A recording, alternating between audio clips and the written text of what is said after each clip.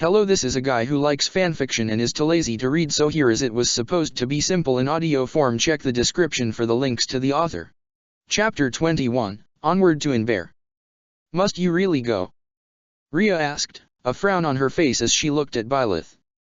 There is still much unrest in the Empire, so would it not be better to wait? And we don't know when that unrest will end. It's best I go sooner rather than later, Byleth replied, trying to keep her voice even in the face of the annoyingly familiar argument. Ah, but are you sure you've finished your studies? I'm sure there's still plenty to learn. I've read all the books you have given me, I think I am ready. Well, would it not be dash? I am fine, Aunt Rhea, Byleth responded, making sure to emphasize the aunt part since she began to hear people mutter how Rhea was acting like a mother. What she didn't expect was for Rhea to start tearing up. Oh. That is the first time you've referred to me as family. Rhea said, trying not to cry. Which only made Byleth panic as she really didn't want to leave her crying.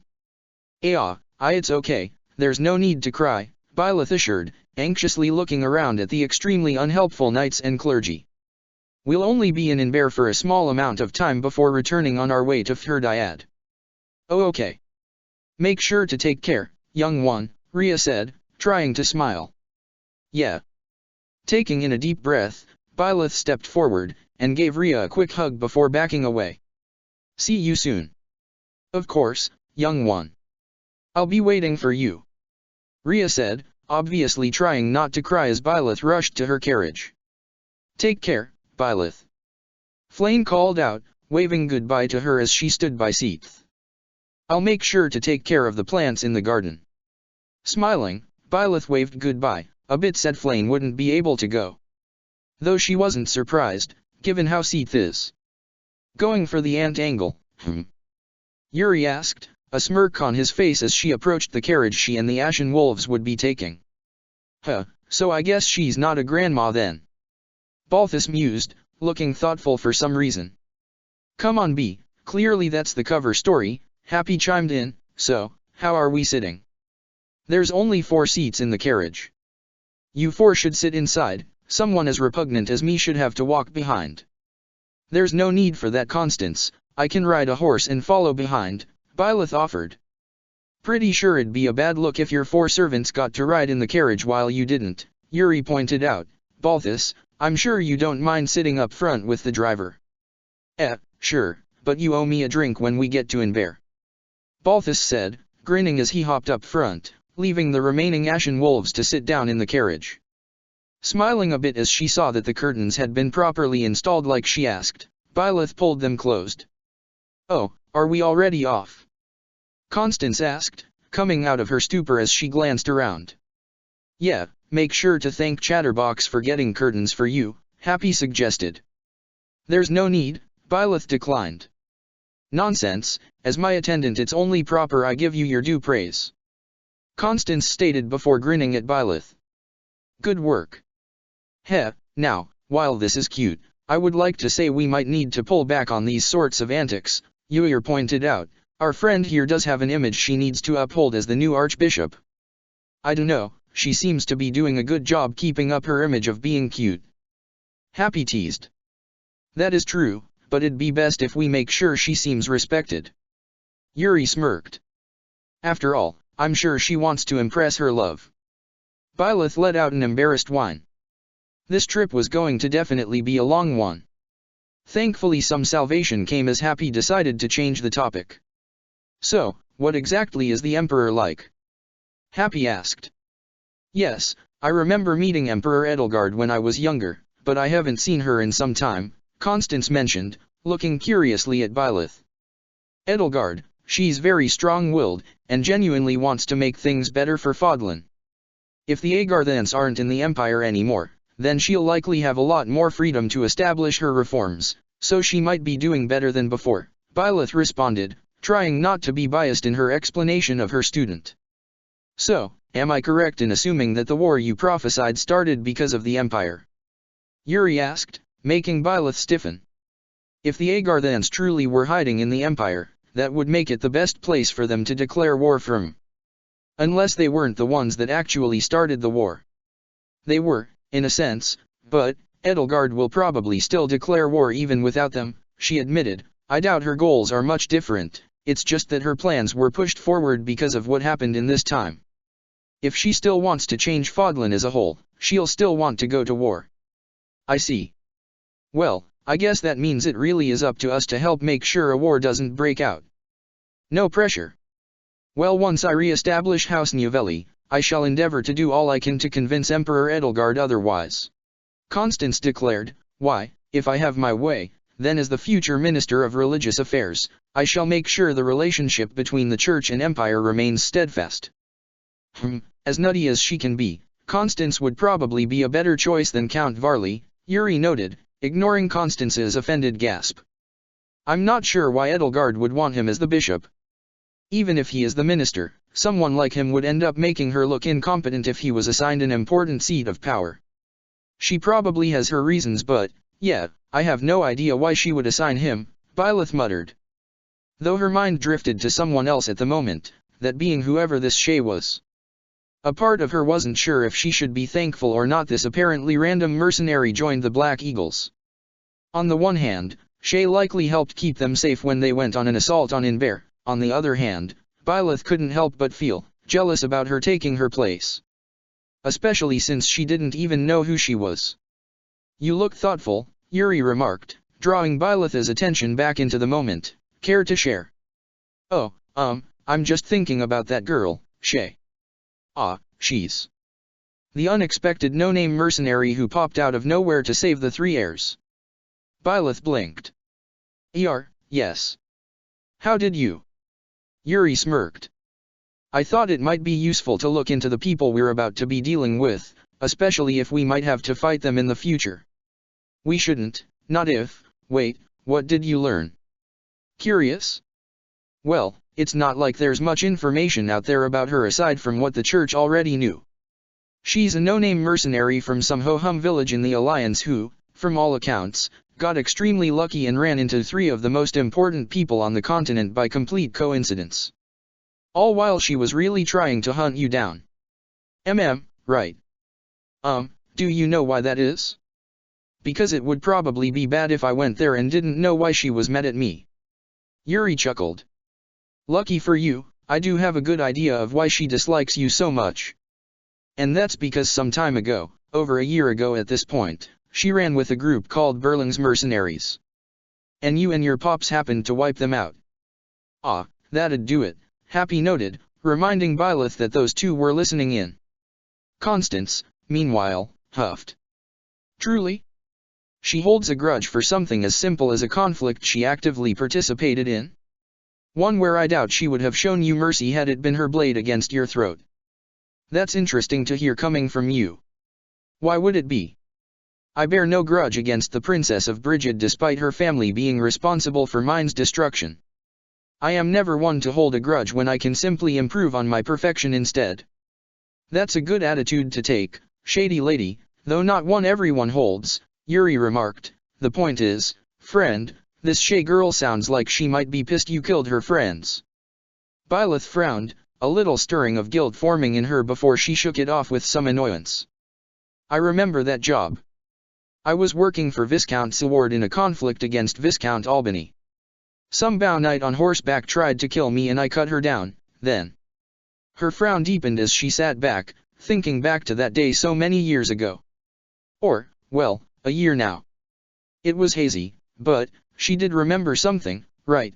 There was someone after the night, someone with purple hair. Ah. I remember now. Byleth suddenly shouted, catching everyone off guard, that swordsman. Happy raised an eyebrow. Swordsman. Yes. There was a swordsman with purple hair who tried to go after me. Oh, You look like you just realized something, Yuri noted, earning a slightly sheepish nod from Byleth. Yes, I think I know why Shay is mad at me. And that would be? I think I killed her brother. The rest of the trip didn't really help Byleth's mixed feeling about her sudden revelations, but it wasn't like she would even see Shay until she reached Inver, assuming the mercenary even was there, and she wouldn't know what Edelgard's plans were until she could talk to her.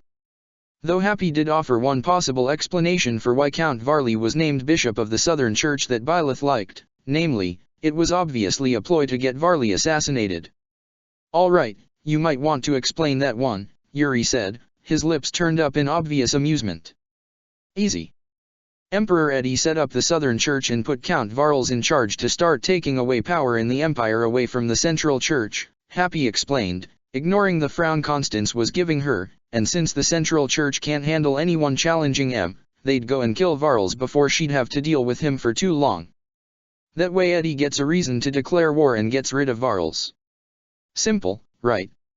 "She has a point," Byleth admitted, prompting a scoff from Constance. "She does not. Yes, I understand Her Majesty may have her issues with the Church, and yes, you did admit that she intends to start a war in the future, but that type of plan is just nonsensical." "Nah, it makes perfect sense," Happy disagreed, "she just didn't count on Chatterbox being put in charge." "What? What does that have to do with anything? Chatterbox wouldn't have him assassinated, she'd just stab him up front." Byleth was about to interrupt, but, well, Happy did have a point. And her reaction was obvious enough that Yuri outright laughed. "Come on, friend, you've gotta control your expressions better than that. You can't let it slip that you'd gladly kill a count, not while you're interacting with nobles, and even if he's a massive piece of shit." "Yuri." Constance gasped, "What were you just saying about upholding etiquette?" "Hey, I didn't say anything about that. Besides, the prick had me nearly beaten to death. He can choke for all I care." "He did?" Byleth asked, frowning. "Yup. Admittedly, he had a reason for doing so, but fuck him," Yuri admitted, refraining from saying why. He knew how dangerous Byleth was, and well, he didn't want to risk telling her about what he was hired for in the past. "Humph, well, even if that was her plan, clearly things won't go as she pleases since I'll be the Minister of Religion," Constance declared, before pausing in thought, "or Bishop. Though my mind is normally ironclad, I will admit to forgetting at this moment, is the Minister of Religious Affairs seat dissolving thanks to her attempting to re-establish the Southern Church?" Byleth frowned, thinking. "You know, I'm not sure. I'll make sure to ask her." "Look alive people, we're here!" Balthus shouted from the front, slamming his hand on the roof to get their attention. "Balthus, you brute! Stop slamming your hand on the roof!" Constance shouted back. "Ah, Constance, I'm gonna open the curtains now, just as a heads up," Byleth said, before she reached over to do so. As the light flooded in, Byleth heard her friend let out a groan as she looked out. Inver, the capital of Adrestia, was a lot more peaceful than she remembered it. Which wasn't hard given she was leading an army the second time she went there. Byleth let out a sigh. She had to stay calm. The future rested on her shoulders, she had to make sure everyone survived, so she needed to be strong. "Heh, it seems we're getting quite the welcome," Yuri noted, looking out as well at the throng of people surrounding the escort, cheering and greeting the Archbishop's carriage. Though they weren't the only ones there. There's someone on the rooftops over there," Byleth said, glancing at a distant building. "Hubert probably sent them to keep an eye on us. Quite the cautious one it seems." "Yeah, but don't worry, he's not dumb enough to try anything while we visit. He's not going to risk a war so suddenly. At least not before they're prepared, I think," Byleth thought to herself. Soon enough, the carriage came to a stop, before Byleth heard someone announce her before Balthus opened up the door, grinned up at her, and stepped to the side to let her through. Stepping down, Byleth stiffened when she heard the cheer from the crowd around her, before she tried to smile at them in return. Byleth politely waved as she walked forward, approaching a familiar soldier who saluted her. "Greetings, Lady Eisner, my name is Ladislava, General of the Imperial Army. I have been assigned to escort you to the throne room." It was vague, but she remembered the general atop her wyvern on the Great Bridge. Devoting her life to Edelgard like Byleth wished she had. "Thank you, General, please lead the way," Byleth said with a smile. Ladislava nodded before turning around to lead the way. "All right, so far, so good. For the Empire!" Came a sudden shout, as someone came rushing out of the crowd, running directly towards Byleth. In the brief moment before he reached her, everyone became aware of the knife he brandished in his hand. Then they became aware of how the knife had gone from in his hand to in his eye as Byleth moved in just a few swift motions. There wasn't even a speck of blood on the new archbishop's clothes as she stepped back, a frown on her face as she scanned the ground. He looked like a normal civilian, but that didn't mean anything since he could still be an Agarthan. Screams began to ring out as the crowd nearby realized what just happened, several rushing away from the scene. "Your Grace, this way!" An Imperial soldier shouted, reaching to grab Byleth, only to get an arrow through the arm, making him scream and causing the knife in his sleeve to fall out. Byleth made sure to remember to thank Shamir later as Ladislava tackled the soldier.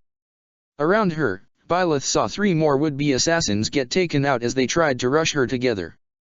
Another dressed like a soldier, while 2 more looked like civilians. "Lady Eisner, are you unharmed?" Ladislava called out, panic evident in her voice. Not that Byleth could blame her since this looked really bad for the Empire. "Please make sure to secure that soldier.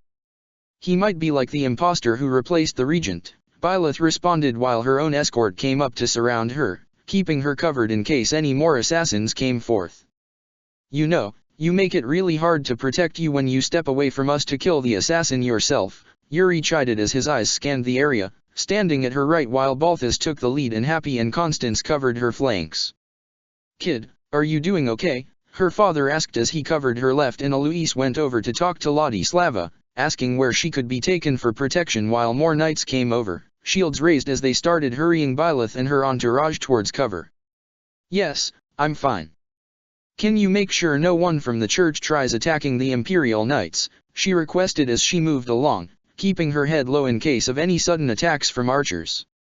She didn't think she'd be in much danger of that with Shamir on the case, but it was a reasonable concern. "I take it you don't think the Empire actually tried to kill you then?" "You don't either, otherwise we would be headed away from the palace instead of towards it." "True enough," he muttered, though there was some suspicion in his gaze as he kept an eye on the Adrestian soldiers and their escort. "Please follow me, Lady Eisner," Ladislava requested when she caught up with them. Sir Alois offered to stay with Sir Randolph to secure the square, if that is all right. "It's fine, Alois is good at taking care of himself," Byleth responded. "And if any Agarthans did try something else, he had a lot of knights to help him out." She wasn't completely sure if Shamir would follow her or keep an eye on the scene, but overall, she was pretty sure everyone would be fine. She did kind of wish the Divine Pulse still turned back time though. She didn't like the idea of anyone with her potentially dying, and, while she didn't want to believe Edelgard could be behind something like this and was fairly confident she wasn't, she'd still prefer to have a safety net instead of risking her friends.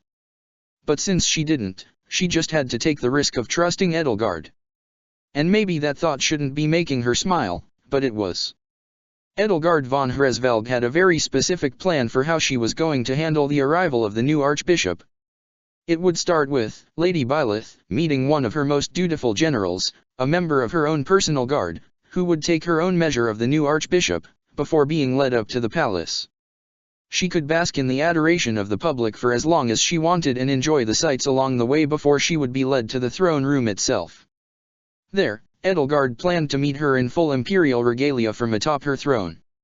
She would be the picture of imperial might and majesty as the archbishop arrived, and she would remain upon her throne as Archbishop Eisner either allowed herself to be spoken to from a higher position, or climbed the stairs to speak to her directly.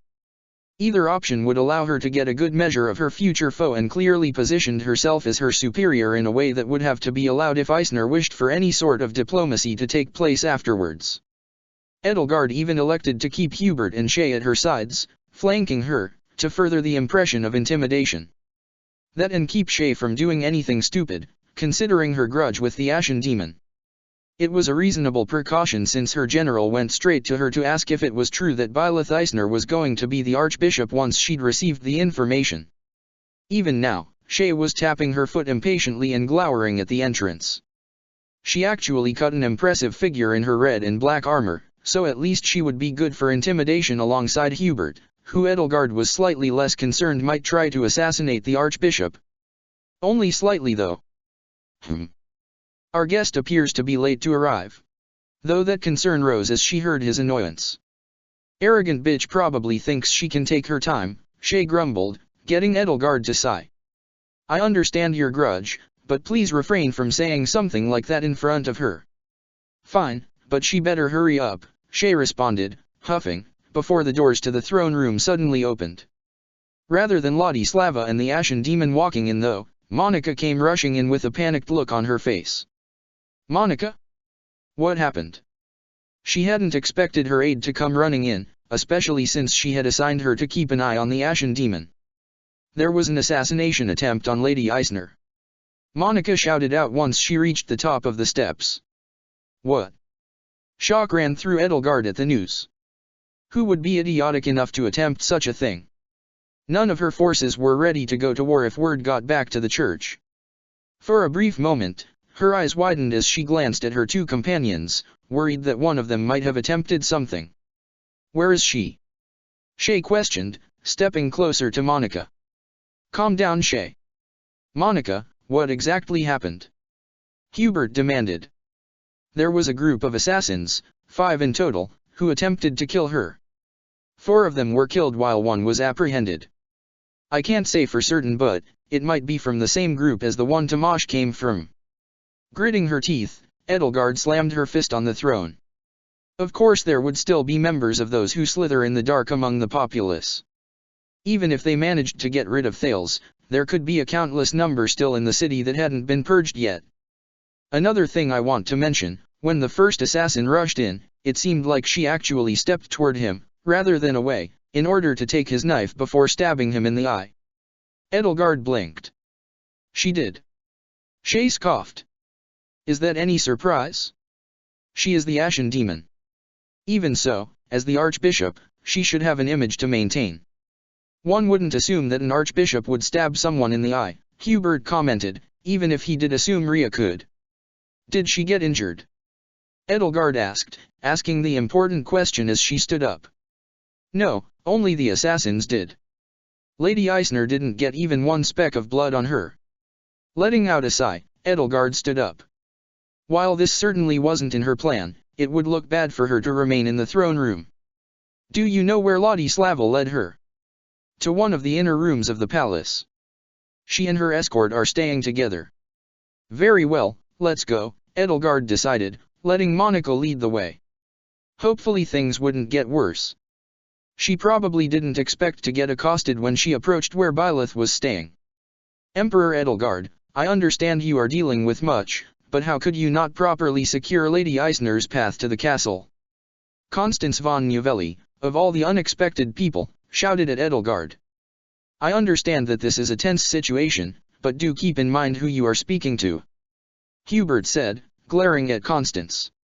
Yeah, you don't get to threaten us right now, Happy countered, stepping up to Hubert.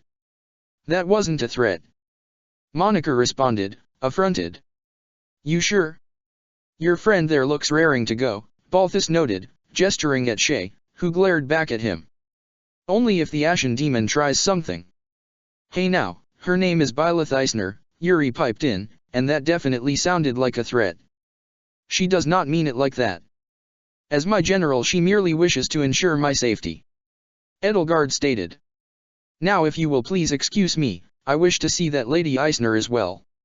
I dunno, she's spending some precious father-daughter time right now. I mean, Captain Geralt almost did see his daughter get killed, most anyone would be understandably worried, Yuri noted with a smirk. Course, I'm sure you're perfectly fine with waiting here. At that, Edelgard frowned. This Lady Eisner was certainly more conniving than she thought. Either the Emperor stayed put and humiliated herself in turn by waiting however long the Archbishop decided to drag this farce out, or she left and made herself out to be an uncaring host willing to abandon her guest. After the assassination attempt, she really only had one choice. She was cut off as the door opened, catching everyone's attention as Geralt walked out. You brats need to learn how to be quiet, Geralt said with a huff, before he tilted his head at Edelgard. She's waiting for you inside. Heh, it seems Lady Eisner has stronger nerves than I assumed, Hubert commented, walking forward, only for Geralt to place a hand on his chest and hold him back. I don't remember saying she's waiting for you. Hubert's eyes narrowed. As the Emperor's retainer, I go where she goes. While we apologize for what occurred outside, we can't let Her Majesty go in alone, Monica added in. Shay, meanwhile, decided to remain silent for once as she glared at Geralt. Sighing, Geralt muttered something to himself under his breath, before focusing on the Emperor's retinue. One of you can go in with her. I'll be guarding the kid as is. Frowning, Edelgard studied Geralt. Even if the prospective archbishop was indeed his daughter, it was a surprise to hear him refer to her so informally. Though, if anything, that informality showed her how deep their bond seemingly was, assuming it wasn't an act. Regardless, if she could only take one guard with her, she had to choose carefully. Hubert would, of course, be the most obvious choice, but with his manner of speaking, it likely wouldn't be a good idea to have him subtly threaten Lady Eisner after her assassination attempt. Monica, meanwhile, would certainly be a good choice given her ability to remember everything, which could prove useful to catch any slip ups. That being said, it might be more beneficial to have someone who had history with the Archbishop to cause more slip ups, particularly if she could position Monica sufficiently to eavesdrop. Either way, she had her choice. Shay, come with me, Edelgard said, not waiting for her response as she walked in. Immediately, her eyes were drawn to the only other occupant there. Sitting with her gaze on the floor, Byleth Eisner looked exactly like she did in her portrait, right down to the pendant still resting around her neck. For a moment, Edelgard felt her breath stop as she looked up, their eyes meeting and allowing the Emperor to see the vast sorrow in her eyes that seemed to only grow as the Archbishop attempted a smile. Hello, Edelgard. Chapter 22, A Long-Awaited Meeting. That's Emperor Edelgard, was Shay's immediate and not exactly diplomatic response to Byleth's greeting. The new Archbishop blinked, staring at Shay in visible confusion and an obvious lack of recognition. Sorry. Sorry, who are you?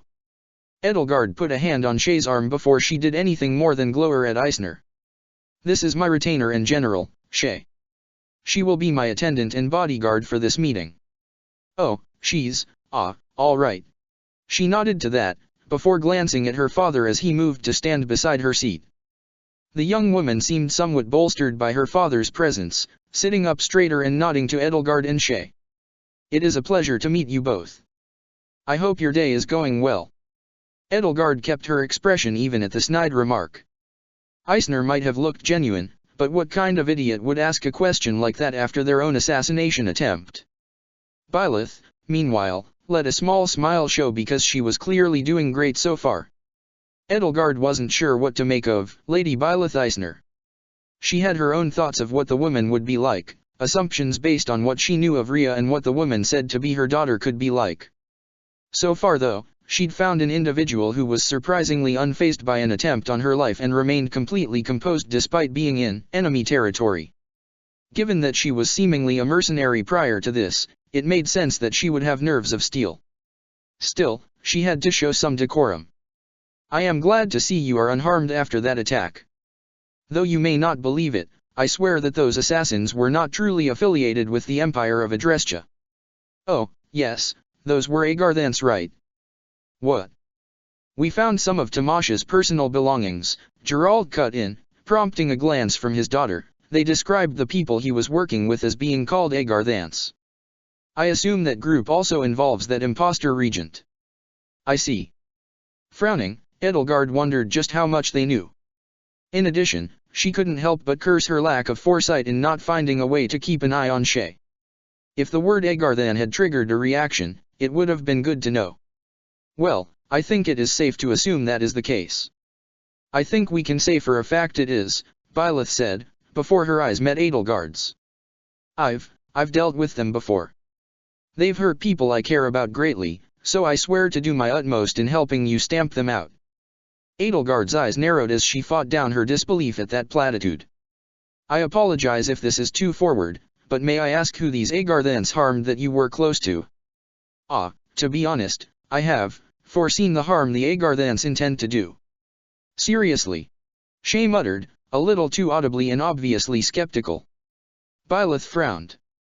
To be specific, I witnessed my own father's death at their hands. From one called Kronia, specifically. Very specific. Edelgard ignored Shay for now, instead keeping her eyes on the Eisners. That they knew Kronya's name wasn't impossible, given the Knights of Ceros's presence on that fateful mission months ago, but it was a strange tactic to take. Did Eisner think she could gain Edelgard's sympathies by playing on the harm those who slither in the dark had done to her? Did that mean the Church knew what had happened after the insurrection? The emphasis on her apparent foresight was also noticeable. You mentioned foresight. May I ask about that? Ah, yes, the goddess gave me knowledge of what's to come in the next 5 years, Byleth explained as she shifted in her seat, trying to ignore the thin line of blood she saw drip down Edelgard's forehead. I don't know everything, but everything I experienced is in my head. Really? Keeping her composure, Edelgard stared her down. Such as mentioned, I experienced my own father's death, she replied, her voice even, though there was a slight waver. If it was an affected one, it was an impressive act. As well, I witnessed the destruction of Remire village at the hands of a sorcerer named Solon, who led a group called Those Who Slither in the Dark, and was the same man who disguised himself as Tamash. Furthermore, I have witnessed their plans to drive the lands of Fodlan into a massive war with the aid of an individual called the Flame Emperor. Practice kept Edelgard from reacting openly. Even then, she could feel herself tense. The idea that the Church had spies wasn't unknown to her, and it was entirely possible Hubert hadn't managed to hide what they called the monsters that infiltrated the Empire. It was a small amount of information that barely mattered in the long run. No, what was significant was that title. Flame Emperor. A title Edelgard hadn't used. She had no cause to use it, the school year had ended too quickly for it to come up. The armor was rusting away, entirely unused. Is that so? May I ask what you know about this, Flame Emperor? As Byleth seemed to think over her words, Edelgard felt herself tense again. She attempted to get me to work with her. I think she felt that I could understand her. How so? Bringing up her hand, Byleth let her palm face the ceiling, before a crest appeared on her palm. We held the same crest. Edelgard stared at the crest of flames, then slowly closed her eyes and nodded. I see. Well, I believe I have taken too much of your time already. Byleth paused, blinking. Ah, wait, you're leaving. Indeed. She needed to end the conversation now. There was too much she didn't know, and allowing Eisner to keep up the pressure would guarantee a slip. I apologize, Lady Eisner, but you were nearly assassinated today. Our talk has been very illuminating. Do take care, and I hope you and your retinue will feel safe in the walls of Inber's palace once you are properly settled in. Well, thank you. I appreciate your kindness and courtesy, she said with a smile that really did look genuine. She was an excellent actor, Edelgard had to give her that. Please, feel free to speak with any of the palace staff if you need anything. Yes, thank you, I will. Byleth smiled again, then paused. Before you go though, Shay? Or, General Shay. Shay frowned at being addressed, pulling her from her own somewhat confused thoughts about all the information she'd just been given about just who Tamash was and what his group was called. What is it? I wanted to thank you. I heard that it was you who saved the lords during an attack from bandits near the start of the academy year. Shay frowned again as she stared at her. I did what any decent person would have done. Still, thank you. I also wanted to apologize. About a year ago, Geralt's mercenaries faced off against Berling's mercenaries, right? The group you were with. Frowning, Byleth stood up, before bowing deeply to her. I'm sorry. Shay stared down at her, both confused and surprised at her apparent apology. Edelgard, on the other hand, felt her eyes widen at how easily the prospective archbishop bowed to someone. Someone who, while a general of the imperial army, was not only below her in status, but also a commoner. She had to remind herself that, were the reports accurate, Eisner herself had been a common mercenary. Even then, the sight still surprised her. Yeah, well, you should be. And I don't forgive you, Shay stated, frowning. That's okay, I understand. I don't have any siblings myself, but I'm sure losing your brother must have hurt you deeply. Yeah, of course it. Wait, brother. Shay blinked. The heck do you mean, brother? Byleth paused, then raised her head with a faint look of confusion. Your brother? The purple-haired swordsman. You bitch, did you seriously think I was a guy? Wah, no? No, you're really obviously a woman. Sorry, I'm confused, she glanced at her father for help, but he looked even more confused than she did. Hang on, what's this about killing someone's brother? Oh, do you remember that job we did for Viscount Seward? What job? That was the wrong answer for Shay. You don't even remember. I've done a lot of jobs over the years, kid, they're not all going to stand out to me. J. Geralt, come on, Byleth murmured, tugging on her dad's sleeve as she tried to keep her voice low. It was the one with Burling's mercenaries. You mean that lady that tried to kill you? Yes. Well, how am I supposed to remember that mission? I had you handle them. You were still in charge. Even if I was the field commander, you're still the captain. Ugh, goddess, that was at the end of that job anyway, wasn't it? Papa, please. Geralt sighed, clearly put out, before fixing Shay with an annoyed look. I'm sorry your brother died. I don't have a brother. Shay snapped, you seriously don't remember wiping out my entire company? You killed my friends. Alright, look, I'm sorry your friends died, but I'm really not appreciating getting this dropped on me right after your shoddy security nearly got my daughter killed, so how about you back off? You piece of... Shay. Shay stiffened, before settling down beside Edelgard at her boss's command, though she still glared mulishly at Geralt. Edelgard, meanwhile, looked very unimpressed. Geralt didn't seem to have a reaction to Edelgard's tone. Byleth on the other hand, stiffened, and began to tremble when their eyes met. The blood covered Edelgard's face and she could smell fire.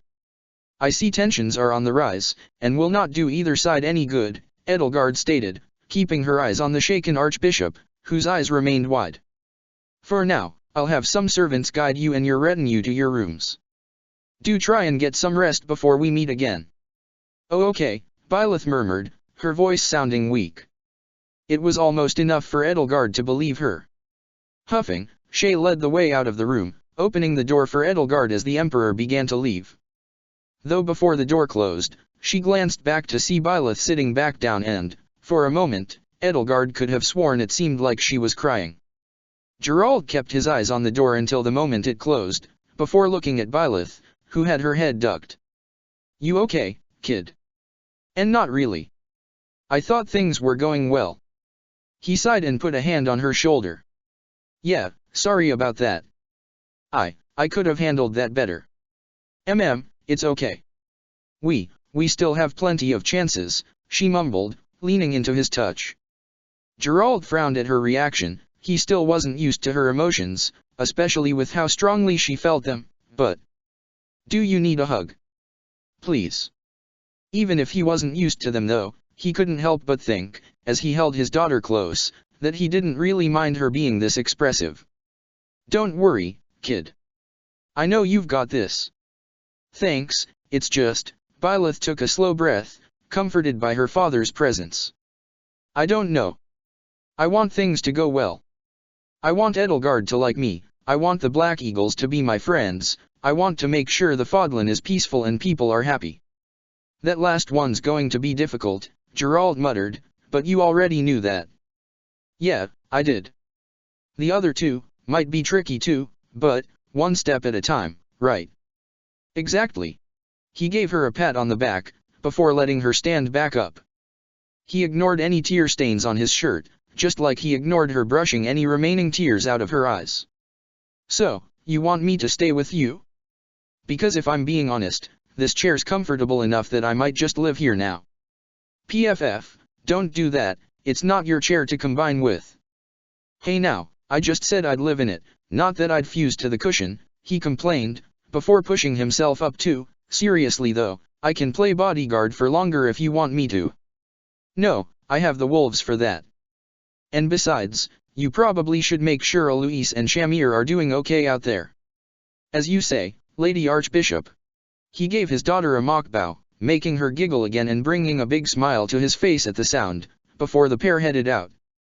Byleth was a little disappointed, but not too surprised to see Edelgard had already left along with whoever else she brought along. "You good to go, holy lady?" Yuri asked, taking the lead as usual. "Ah, yes. I should probably find my room to settle in, right?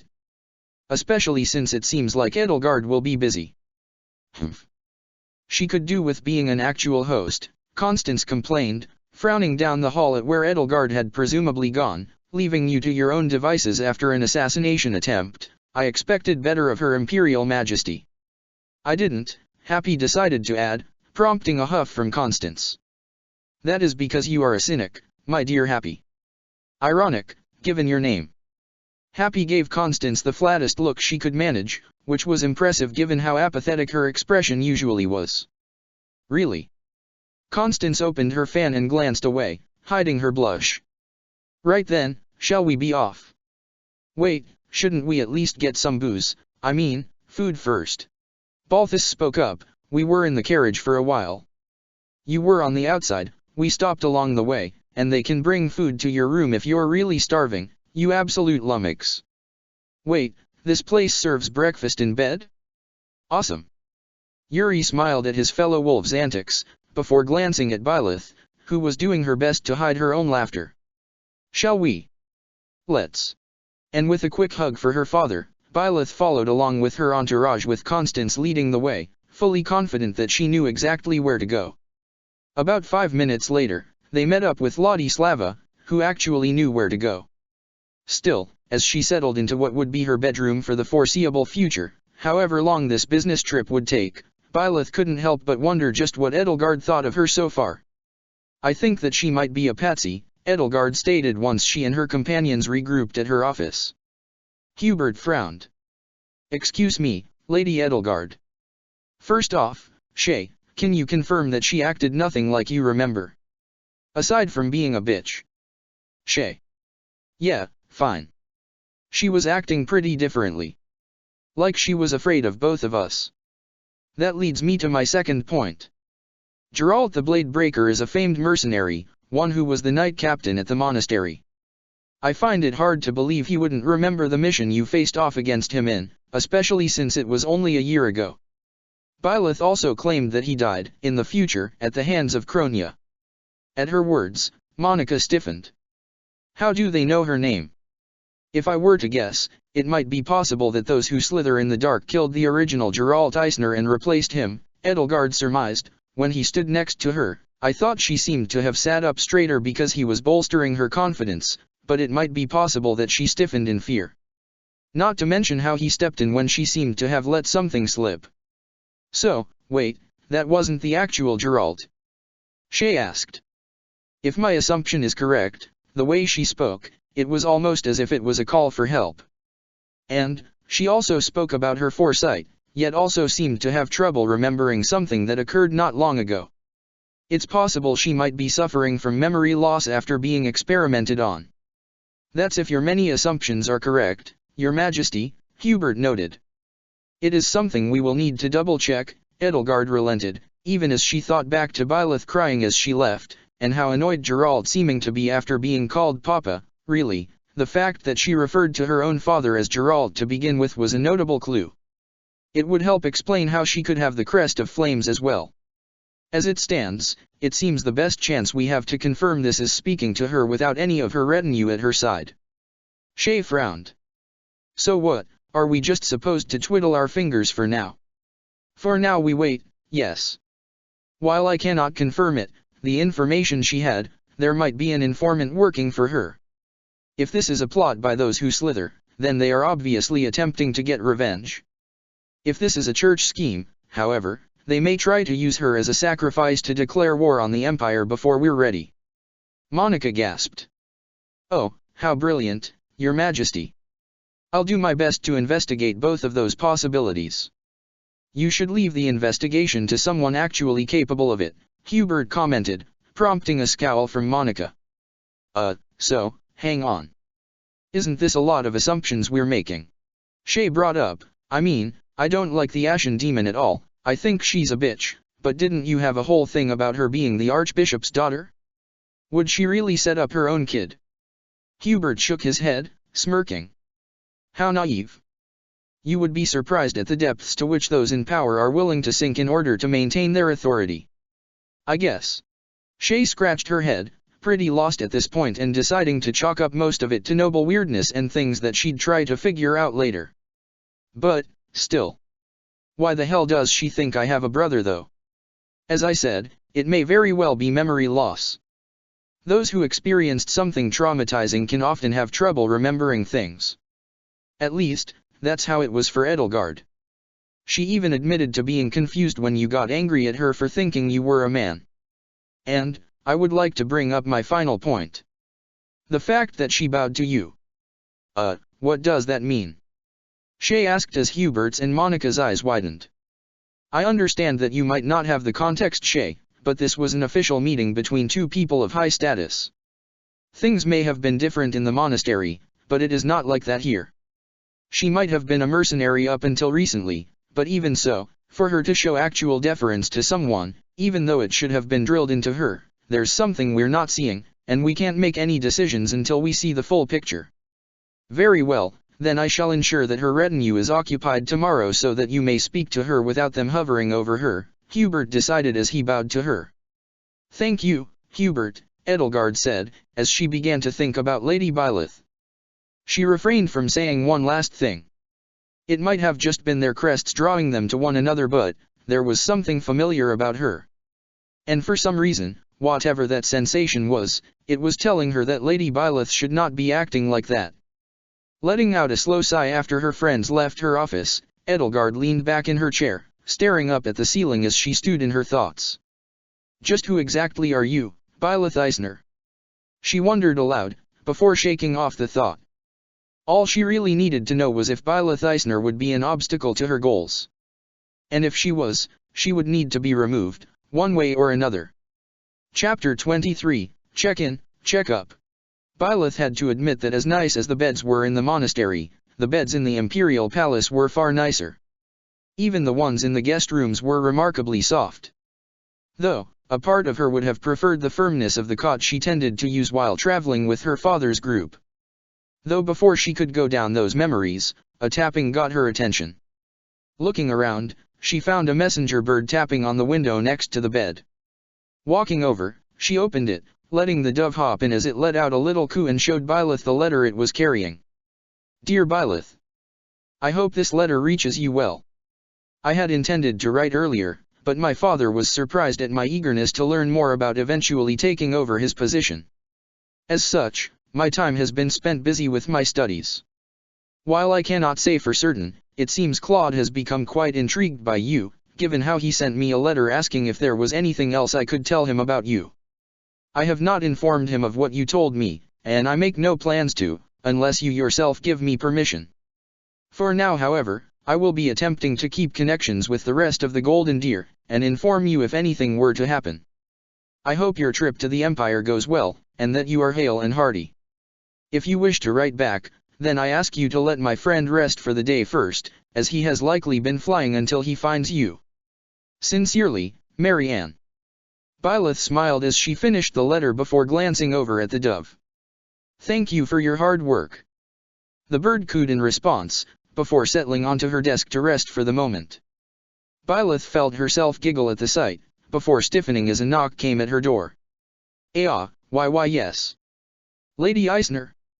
My apologies if I startled you, I am with the castle staff. Do you require any aid with readying yourself? And no, thank you, I can, right, she was still in her clothes from yesterday, and she didn't know where her luggage was. Or where anything was in the palace. Actually, yes, please, I would appreciate the help. It turned out having maids around was actually pretty helpful, if a little awkward. Well, for Byleth, the maids worked without any comment on the new archbishop's state of dress or extremely messy bedhead, they just helped her out with finding her stuff and learning where the baths were. While she did insist on dressing herself, and it wasn't like her vestments were that hard to put on to begin with, it did feel nice letting them brush her hair. It wasn't the first time either, considering Constance usually insisted on doing it so she wouldn't look like she just got out of bed. Probably would have been easier if one of them wasn't staring intently at her, but she wasn't surprised Hubert sent someone to keep an eye on her. Regardless, she soon found herself properly dressed and ready for the day. Thanking the maids as they left, Byleth pet the dove still resting on the desk, before heading out, only to almost immediately bump into Yuri. Oh, hi Yuri. How are you? I should be asking that of you, friend, Yuri responded. You're the one who survived an assassination attempt, yet you seemed far more exhausted from that quick meeting you had. It could have gone better, Byleth admitted. It doesn't help that Shay apparently doesn't have a brother. She doesn't? Then who did you fight? I really don't know. Hello, a quiet voice greeted. Turning to look, Byleth immediately felt herself relax when she saw Bernadetta. Oh, Bernie, how are you? She asked, smiling at her friend. I am okay. I just wanted to check up on you, since I heard you arrived, Bernadetta explained, briefly glancing at Yuri, before focusing on Byleth again. Are you okay? Yes, especially now that my friend is here, Byleth responded, making Bernadetta blush. Guess I don't count as a friend. Yuri teased. Byleth huffed, giving him an unamused look. I don't know, should you? True, I suppose we could count as more than just friends, if you want. And that got her stupid face to turn red. Shut up. If you insist, Your Grace. Bernadetta, meanwhile, glanced between the two of them, feeling a strange mix of intrigued and jealous by the byplay, which was probably why she made the unusually bold move of taking Byleth by the hand, earning a slightly startled noise from the new archbishop. Why don't we go get breakfast? Come on, I can show you the way. All right, Byleth agreed, letting Bernie pull her along. Yuri made a faint, amused noise at the sight, before following after the pair of anxious ladies as Bernadetta led the way to the dining room. Sadly for Bernadetta, her courage quickly ran out since there seemed to be a group waiting for Byleth and Yuri there. Hey boss, hey Byleth. Balthus greeted, immediately making Bernadetta almost collapse at the sight of the large man. The fact that she had a death grip on Byleth's hand was probably the only reason she didn't drop. Hey Chatterbox and Yuri Bird. Saved you two a seat. Pointing at some open chairs, Happy glanced at Bernadetta. Good thing there's 3 seats open. Byleth couldn't help but notice there were a lot more than 3 seats open. Really, the entire table was empty aside from the wolves. Oh, hello, you were one of the visitors to the monastery, are you not?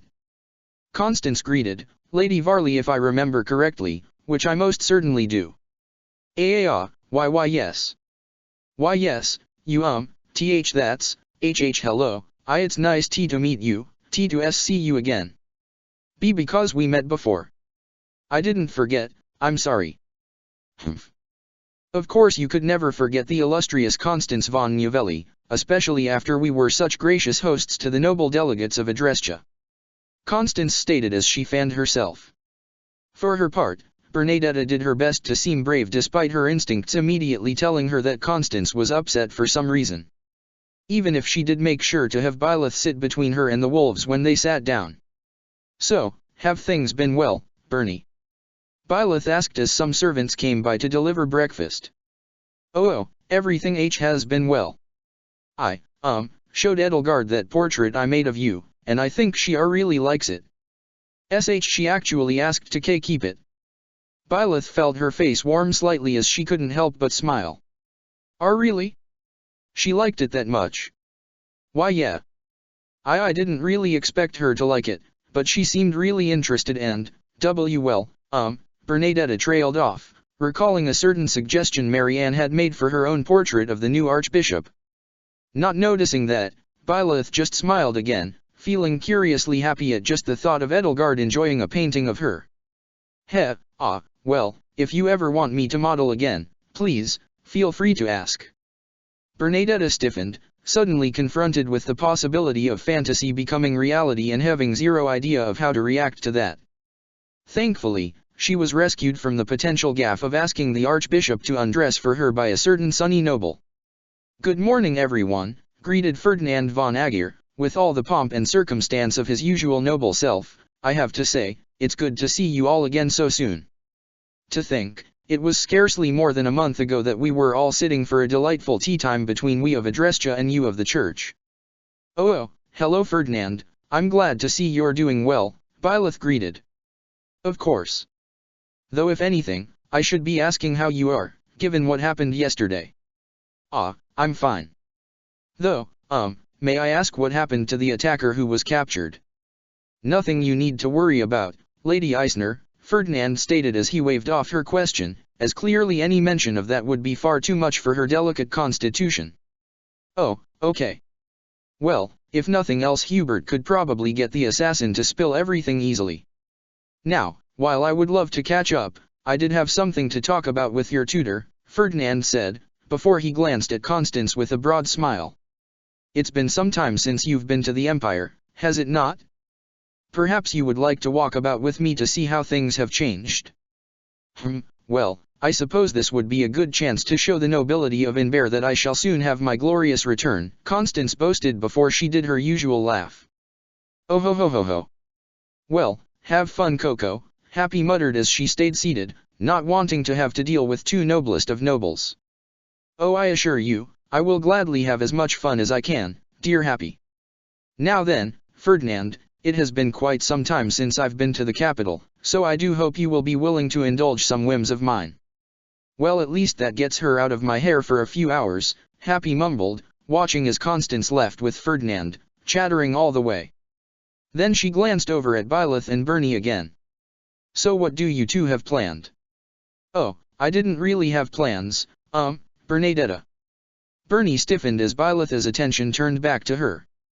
Oh, you well, I mean, we could, I am sure we, Fortunately for Bernadetta, again, she was rescued once more before she could spiral into a panic over her lack of plans. Unfortunately for her, her rescue came in the form of someone much louder. Hey Bernadetta. Casper called out, making the noble girl yelp, are these the guys visiting? Stiffening, Byleth looked over to see her scrappy blue-haired student, a wide grin on his face as he seemed to be coming in from some early morning training. Hi CC Casper, Bernadetta greeted, trying to calm herself down and push down her instinctive urge to flee from the boisterous boy. Why yes, this is Lady Byleth and her friends. Hello, Casper. Putting on her best smile, Byleth greeted the noble with a proper nod. Please, just call me Byleth. Oh yeah, you're the Ashen Demon, right? Casper asked, making Byleth flinch from the sudden question. Hey, short stuff, who are you calling a demon? Balthus questioned, standing up and getting in between him and Byleth. Hey, I'm not that short. Casper shouted back, immediately affronted. I dunno, you seem pretty short. I probably don't even need one hand to pick you up. Balthus laughed, ticking Casper off. Alright, you wanna go? Casper yelled as he stepped up to the much larger man. Ha! Sure, I don't mind warming up with an easy match. Balthus boasted. Why you, alright, bring it. I'll smash you into the dirt. Well, I guess I'm glad to see Balthus is making friends, Yuri noted as the pair headed off towards the training grounds. What was that about a D-demon? Bernadetta asked as she looked at the remaining wolves. It's something I used to be called, Byleth admitted, I don't like the title though. Oh, and no worries, I know how it's like being called something I don't want to be called. Leaning over, Byleth wrapped an arm around her. Despite stiffening on instinct, Bernadetta couldn't help but find it comfortable.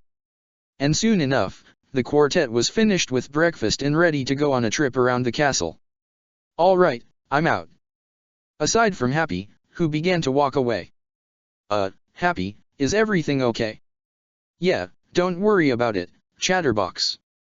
There's no need for you to have two Minders if Yuri Bird is already here, Happy said as if that was enough explanation as she walked away. Yuri chuckled. 100 gold says she's going to find Constance. I'm not Balthus, Byleth muttered as they began to walk. True. Shame he left already then, I could have used the extra, Excuse me. Turning their heads, the three found Monica standing nearby, making Byleth tense, her mind going back to Kronia and how she took her place. But, no, that hadn't happened this time, right? Did you need something?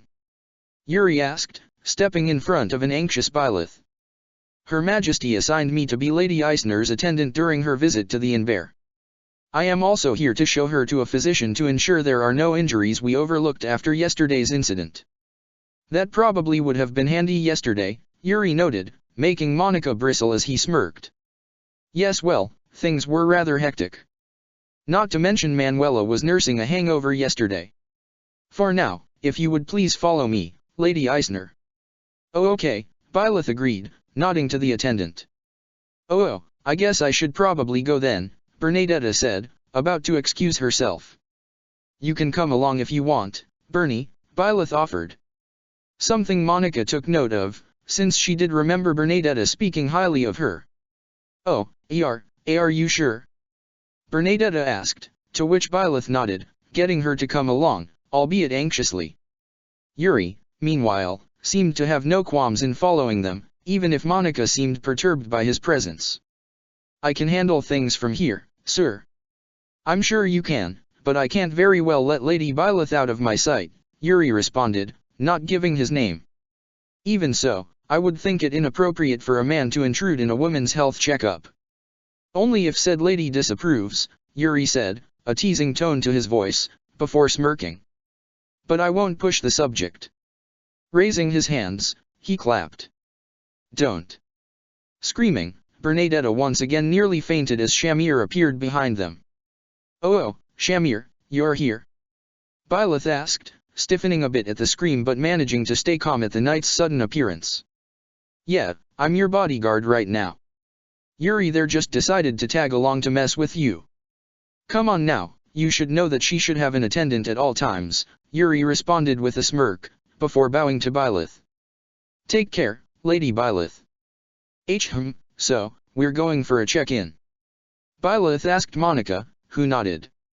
Yes, the castle physician will check up on you, Monica answered, leading her to said physician, whose appearance actually came as a surprise for Byleth. Manuela. Oh?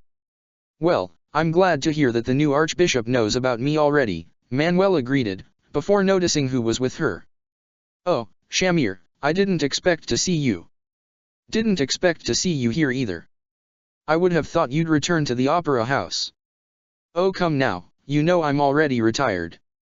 As for why I'm here, well, I might have been the monastery physician, but without the students around I wasn't going to be doing much, so when the emperor offered me a job, how can I say no?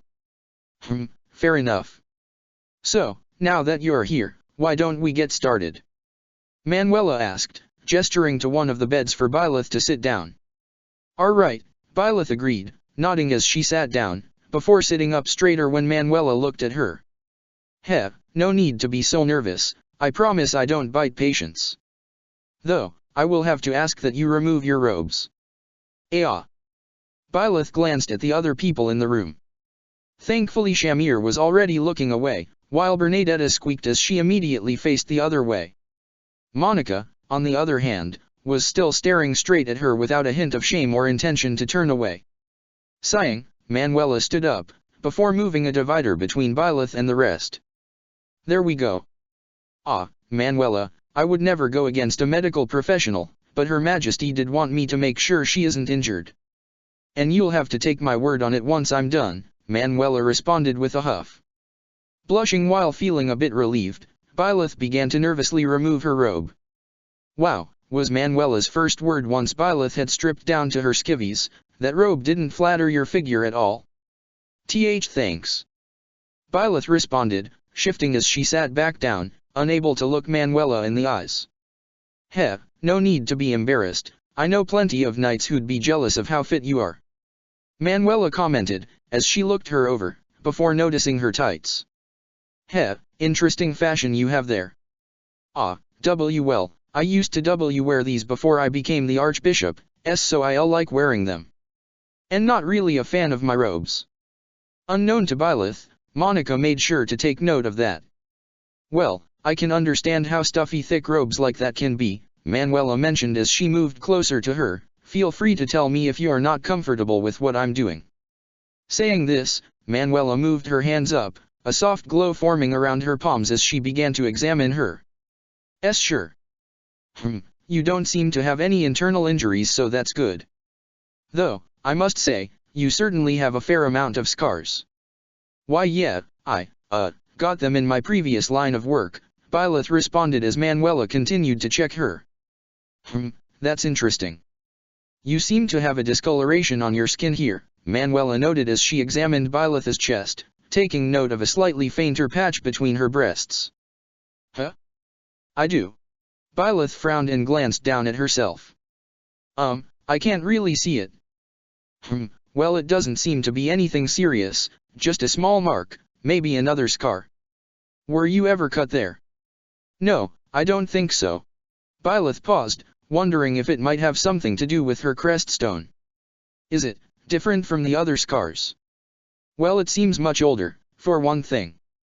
Really, if it wasn't for the placement, it wouldn't stand out so much to me. Most scars fade with time, but they often still linger in one form or another, and this one just seems to stand out. Could it be a medical scar? Do you mean like a cut made by a physician? Maybe? That is a thing that happens, right? Surgery to help, well, to help. Sure, it does happen, though it's rarer than just using healing magic to solve the issue. Generally speaking, if I have to cut someone open, it's to try to take out something that shouldn't be in there. Manuela sighed, frowning. Goddess, there was one awful case I remember where this fool of a healer decided to cast heal while there was still an arrow in his patient. The idiot thought it would somehow push the arrow out, but instead the skin grew around it and we had to, sorry, I was a little lost in memories there. Why yeah, that sounds bad. It is. It's why you always want to take arrows out first.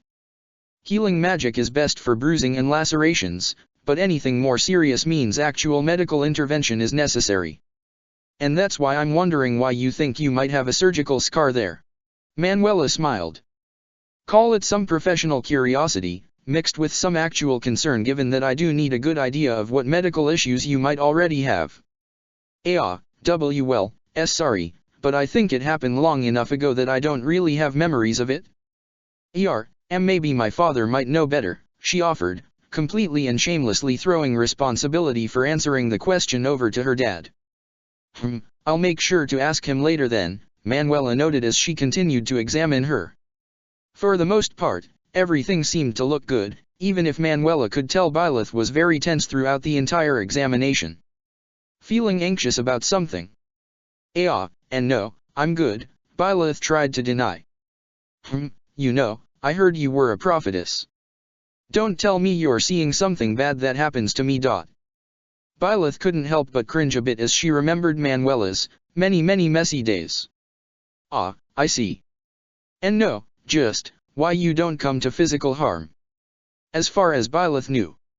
Well, there was that incident with the Death Knight, but that shouldn't happen this time at least. Say no more, Manuela muttered, fully understanding what she meant to convey. It wasn't very heartening to hear she was ordained by fate to have bad luck with relationships. It is odd, meeting someone I've never met, but having a bunch of memories of them. Why, you helped me out a lot, in what I saw, Manuela. Well, in that case I hope I can match up to myself, minus the bad bits, that is. After muttering the last part to herself, Manuela moved to finish the exam. That's odd, you have a very faint heartbeat. Oh, it's been like that since I was born. It's nothing to worry about, Byleth deflected, really not wanting to bring attention to her lack of a heartbeat. Is that so? Moving a hand to Byleth's wrist, Manuela checked her pulse. Well, your pulse seems normal, still, you should make sure to tell me if you feel any pain. Will do. Manuela made an amused noise. Though right as I said that, it just jumped like I startled you. Oh, sorry. You're not in trouble, though I am curious if you're at all related to the young lady Varley. And no, we're not related, Byleth replied, feeling her face warm slightly. Am I really that anxious? Here, I have just the thing for you. Manuela said, as she raised a finger to her lips to tell Byleth to be quiet. Shifting in the bed, Byleth watched her move over to a cabinet, waiting as she moved stuff around before pulling out a bottle. Here you go, a bit of this for the nerves. Taking the bottle, Byleth silently stared at what was clearly alcohol. Glancing up, she saw Manuela giving her a thumbs up. Popping it open, Byleth winced at how strong the smell was. Shaking her head, she grabbed the bottle with both hands. She didn't really drink, but her dad always drank plenty without getting drunk, so it'd probably be okay. With that, she put the bottle to her lips and immediately began to down the entire thing. Staring in stunned silence, Manuela watched as Byleth finished off the bottle. Ah, that was expensive. Once she finished the bottle, Byleth began to cough, doing her best to swallow it all. Is everything okay? Monica asked, peeking her head around the divider, before her eyes landed on the bottle. Please tell me you didn't give her alcohol. It's just a bit of liquid courage. Manuela said, trying to defend herself. Yeah, it's all good, Byleth agreed with a smile on her face as she waved off her concern. Monica really should do something about this, but this would help loosen her tongue, so. I see. Well, I suppose I'll just have to keep an eye on her. I would think that would be Shamir's job, Manuela noted. I just have to make sure she's not in danger, Shamir disagreed. If she feels like drinking, that's her decision. And I say it's a good idea. Byleth stated as she got up, though she stumbled for a moment before righting herself. Well, let's get you dressed first at least, Manuela decided. Fine. With a pout, Byleth got dressed. I wish this stuff wasn't so restrictive. Heh, sounds like your taste in clothes lean more my way then. Byleth considered the idea. Maybe? A flowy dress might be fun, but it'd show off a lot of my boobs and I don't think that's very church-wise. Ha. They let me get away with it. Yeah, but you're gorgeous and famous. Byleth hummed, before shaking her head. Maybe I'll try it later. I can use yours, right? Manuela, who was already pretty pleased with the gorgeous and famous remark, grinned there. Oh, so now you want to get into my clothes? Monica cleared her throat, a hint of pink at her cheeks. Perhaps we should move on now, Lady Byleth. Oh, right. Nodding, Byleth glanced at Bernadetta, who was still standing in a corner with her hands covering her eyes. Bernie, you don't need to look away anymore. Oh, okay. Bernadetta said, turning around, still blushing a bit as they left. Take care, Manuela said, waving them off. So, Manuela said you were a prophet. Bernadetta asked as though she hadn't heard that before, glancing at her friend and hoping the question wouldn't be too awkward. Oh yeah, I can see the future. Really? So, you Fidgeting, Bernadetta looked away, too nervous to ask. There's nothing to worry about, Bernie. You become strong and brave, Byleth said, stopping as she grabbed Bernadetta by the shoulders. You're Bernadetta, the Bear of Varley, the bravest warrior around, and no one can stop you. The Bear of Varley. Bernadetta muttered, sounding a bit intrigued that she'll apparently become brave in the future. Yeah, you're probably the best archer around in the future, Byleth stated, not noticing Shamir glancing at the anxiety-filled archer with an appraising look. Monica didn't want to be rude, but she had a hard time believing that was true. Yet another sign Eisner wasn't a prophet, in her eyes. May I ask about my own future, Lady Byleth? You can, but I have no idea why you're alive. You were replaced by Kronia in the future I saw, so I guess congratulations, your fate is your own, she said with a shrug. Well, false prophet aside, Monica had to admit that the idea Lady Edelgard defied fate itself to rescue her did kind of appeal. Yeah, hope things go well for you. You seem nice, so that's good. Just don't stab my dad. I see. Any other advice you wish to give me? Agir broke out of the dungeons, so there's probably a secret exit down there. Might need to check that since exits can also be entrances, Byleth mumbled. Monica frowned at that. Surely she couldn't know of a secret entrance in the palace. If she did know of one then, Was someone planning on breaking him out and she was warning them? However, before she could ask, someone new called out to them. "Hey there Burn, Money, how's it going?" Feeling her chest tighten up, Byleth looked over to see a familiar smiling face approaching. Brushing her hair behind her ear, the diva noticed Byleth. "Oh, hello there. My name is Dorothea, and it's nice to meet you." Chapter 24, Noble Conduct. "My sincerest and most gracious of greetings unto you, your Majesty, Emperor Edelgard." Constance von Novelli greeted with all the aplomb of one who would gladly consider herself the most noble of nobles, despite not technically being a noble at the moment. "Good day to you as well, Miss Novelli," Edelgard greeted in turn, nodding carefully to avoid showing her natural annoyance at whatever that was, and how much it reminded her of Ferdinand. She could bear with it for the moment.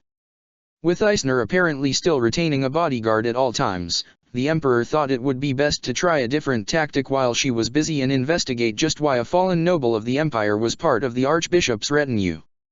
And if said noble might be interested in sharing some information. "Thank you for meeting me so promptly. But of course, as Lady Eisner's esteemed tutor, it is only natural that I would be sought after." Edelgard wasn't entirely sure what Constance thought the purpose of this meeting was, but she could allow the woman her eccentricities. Even if it really did feel like she was speaking with Ferdinand. "Speaking of, I hope I am not imposing on your time. As I understand, you were touring the gardens." "It is no imposition in all. And indeed I was. It is a true shame I had to leave such beautiful scenery behind already, but luckily dear Happy was there to take my place in spending time with the new Duke Agir." Edelgard felt a faint flash of sympathy for the poor woman left to deal with Ferdinandness. Though, considering she spends time with Constance, perhaps she built up an immunity? Happy had not, and was currently cursing the gods of her homeland for abandoning her yet again in her time of need as she was forced to listen to a very pompous noble pontificate about shrubbery. And while it wasn't the first time this had happened to her, at least Constance was cute. "Now then, before we begin, is there anything you wish to discuss?" Edelgard asked, deciding to let Constance start the conversation. "First and foremost, I wish to toss my own claim to the position of Bishop of the Southern Church." That got Edelgard to pause. As far as she remembered, the Novelles weren't the most pious of families, so this was a surprise. Was this a ploy by the Church? "Is there any reason why you wish to take that position?" "Why, to gain prestige for my family name, of course. Though the House Novelli may no longer officially be a noble house of the Empire, I will ensure it regains its former glory." Constance puffed her chest out with pride. "Though we may have lost our standing for siding with the Emperor, I am not debased enough to hold a grudge, hence why I wish to help you and the Church." Edelgard's mouth thinned for a moment. She knew Constance's family was decimated because the houses of the Empire refused to aid them during the Brigid War. Though this could also be a bid for guilt, and, as harsh as it sounded, given how she would need political power to do away with the nobility, she wasn't sure how well Constance would help there. "And worry not, I understand that you wish to do away with nobility, and it matters not to me. As the prowess of Novelli magic will flourish even without something as silly as a noble title. Though I may not have the experience of Count Varley, I do have one thing he doesn't." With a flourish of her fan, Constance smiled. "I received a divine revelation from the goddess herself." Edelgard blinked, unsure of what to say thanks to Constance's words. Her mind began to race as quickly as it could. What does she mean, do away with nobility? Does the Church know of my plans? If so, why haven't they attempted anything? It's not as if the Church isn't the type to march upon dissenters. Perhaps they needed some excuse, and the new Archbishop was sent to be sacrificed? That would explain the sudden attack if it wasn't those who slither in the dark, though that doesn't seem right. Perhaps they managed to provoke those who slither into acting? I need to play this safe, see how much that they know. Approximately 2 seconds after Constance had finished speaking, Edelgard responded. "Excuse me. Let me explain. The goddess herself declared to me that I must protect her prophet, lest ruin come upon my family name and I." Approximately 15 seconds after Constance had finished speaking, Edelgard figured out how to respond to that. "What?" "As I said, the goddess herself declared to me. I heard what you said, she interrupted, frowning. Constance, are you saying you received a vision from the goddess? No, of course not, I spoke to her directly. I really shouldn't be indulging this. How, exactly? Well, you see, Constance seemed to realize something, before she laughed it off. Oh ho ho, do not think of me as some unwary fool willing to spill secrets at the slightest provocation, your majesty. Though I may not hold my noble title, at the moment, I was raised within nobility and I understand the concept of discretion quite well. Edelgard doubted that. She also wasn't sure why exactly this part needed to be kept secret, especially since whatever explanation she would give would more than likely be complete nonsense. I see. So you believe receiving that speaking to the goddess is what qualifies you to become the bishop of the Southern Church over Count Varley? Obviously. What other qualification could I need besides speaking directly to the goddess for whom the church is intended to worship? Constance preened, looking very proud of herself. Fortunately for you, your majesty, I am eminently capable of holding the position beyond my obvious qualifications, for I have taken these past few months not only to educate Her Holiness, Lady Byleth, on the rigors of noble society, but I have taken it upon myself to study every single pertinent ritual and practice necessary for conducting myself properly as the newly established bishop. I think you will find that I am quite overqualified, in fact. Edelgard refrained from pointing out that being overqualified for a position was commonly held to be a bad thing. I see, well, I will keep that in mind. I wish to ask about the new archbishop, if you do not mind speaking about her. Of course. There is much to say about Lady Byleth. Though she may not have had the most standard of childhoods, she has not let that faze her, and in fact is by far one of the kindest people I have had the pleasure of knowing. Why, I am sure that not only will the church flourish, but all of Fodlan will as well. Come now, Constance, surely you can tell me more about her. Perhaps something more personal. At her question, Constance frowned. Humph. Do not think of me as some gossip monger as those nobles are at the school of sorcery. Though I may wish to elevate my house, I refuse to do so with the shaky pillars of betrayal. Constance stated as she pointed at Edelgard with her fan. The Emperor tried her best not to sigh as it was confirmed this whole attempt at investigation was a waste of time. Though she should at least try.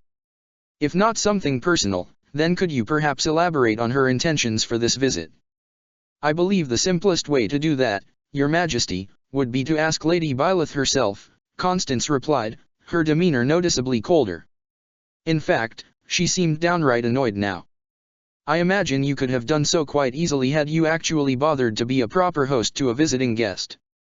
Perhaps without going behind her back and attempting to unduly influence her retainers. Edelgard stared at the formal noble, keeping her expression even. I had larger concerns to handle yesterday. Forgive my interruption and contradiction, but no, you didn't, your majesty.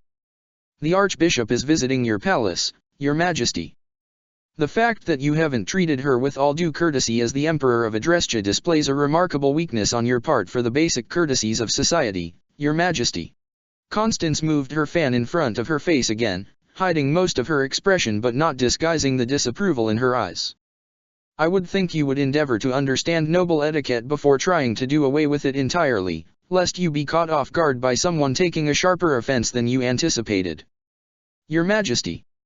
Edelgard's gaze was stony at this point, her aggravation unmistakable. I know how noble society works, Miss Novelli. I have lived it, just as you have.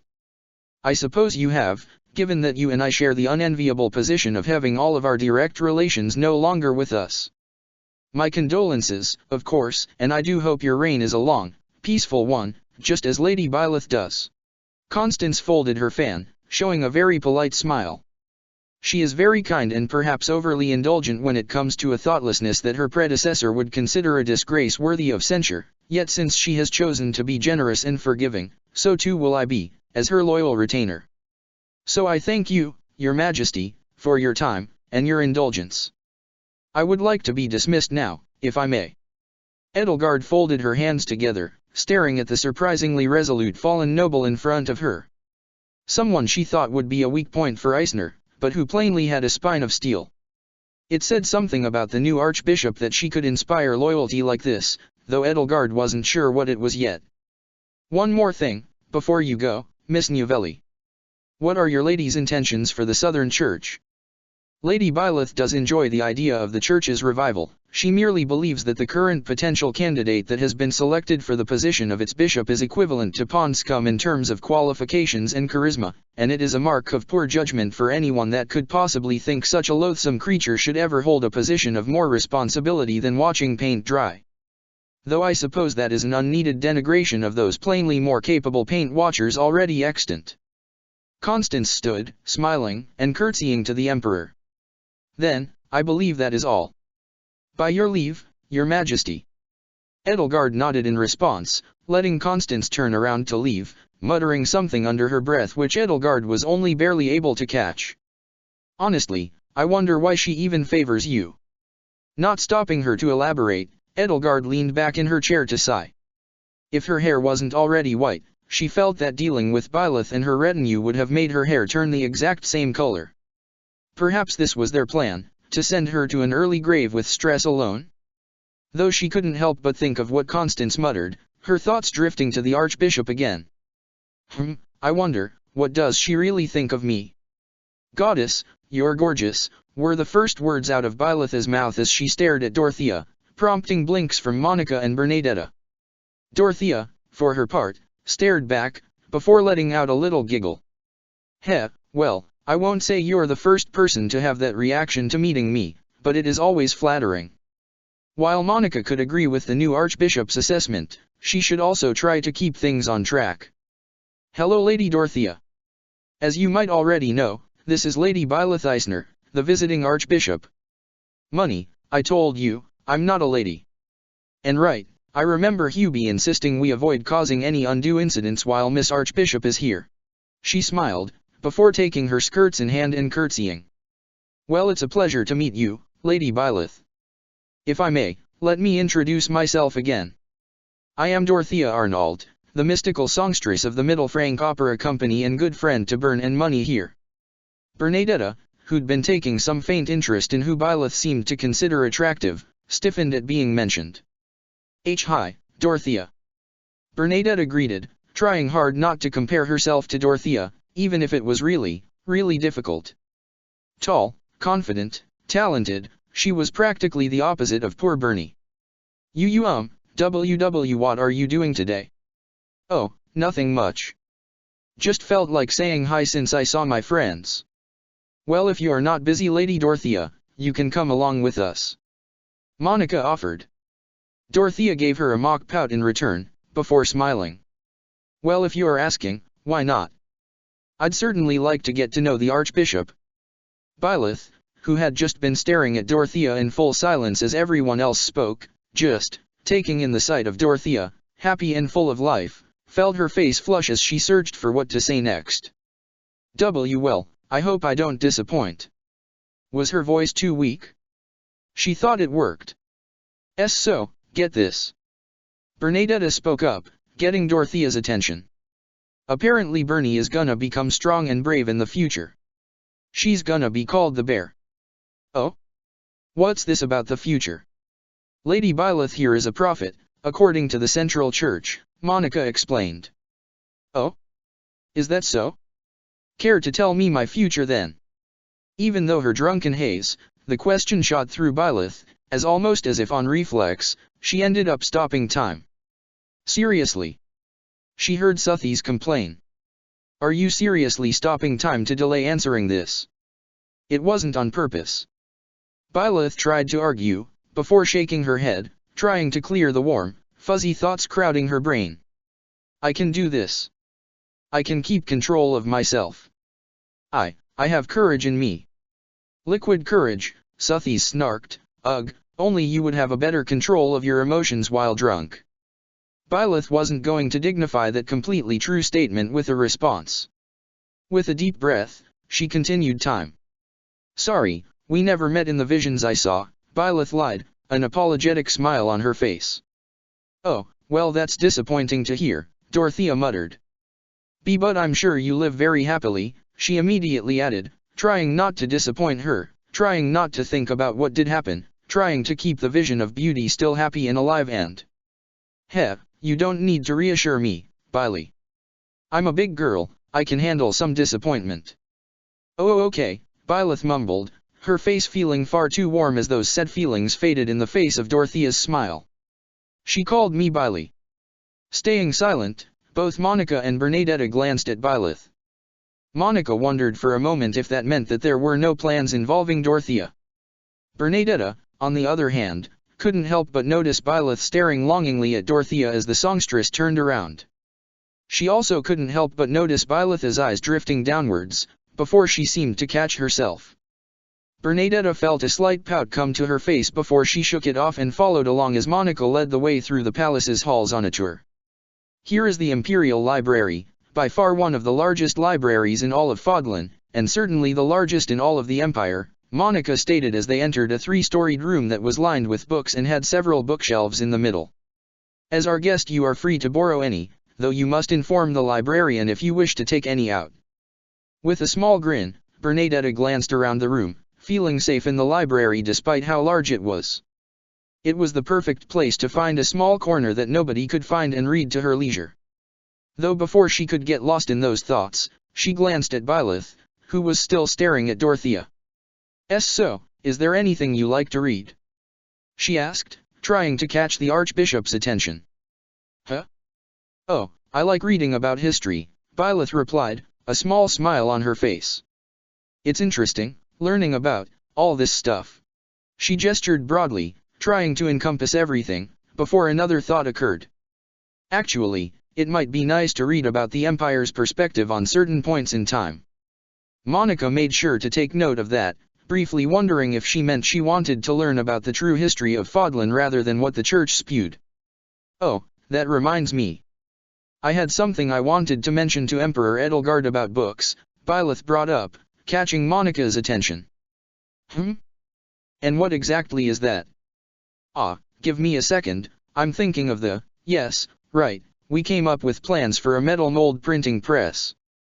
I can remember it better later, it has stuff, but the thing is that it's good for printing more books. Easier than the woodblock stuff, we have those, right? Yes, woodblock printing presses are commonly used for copying books in the Empire. Great.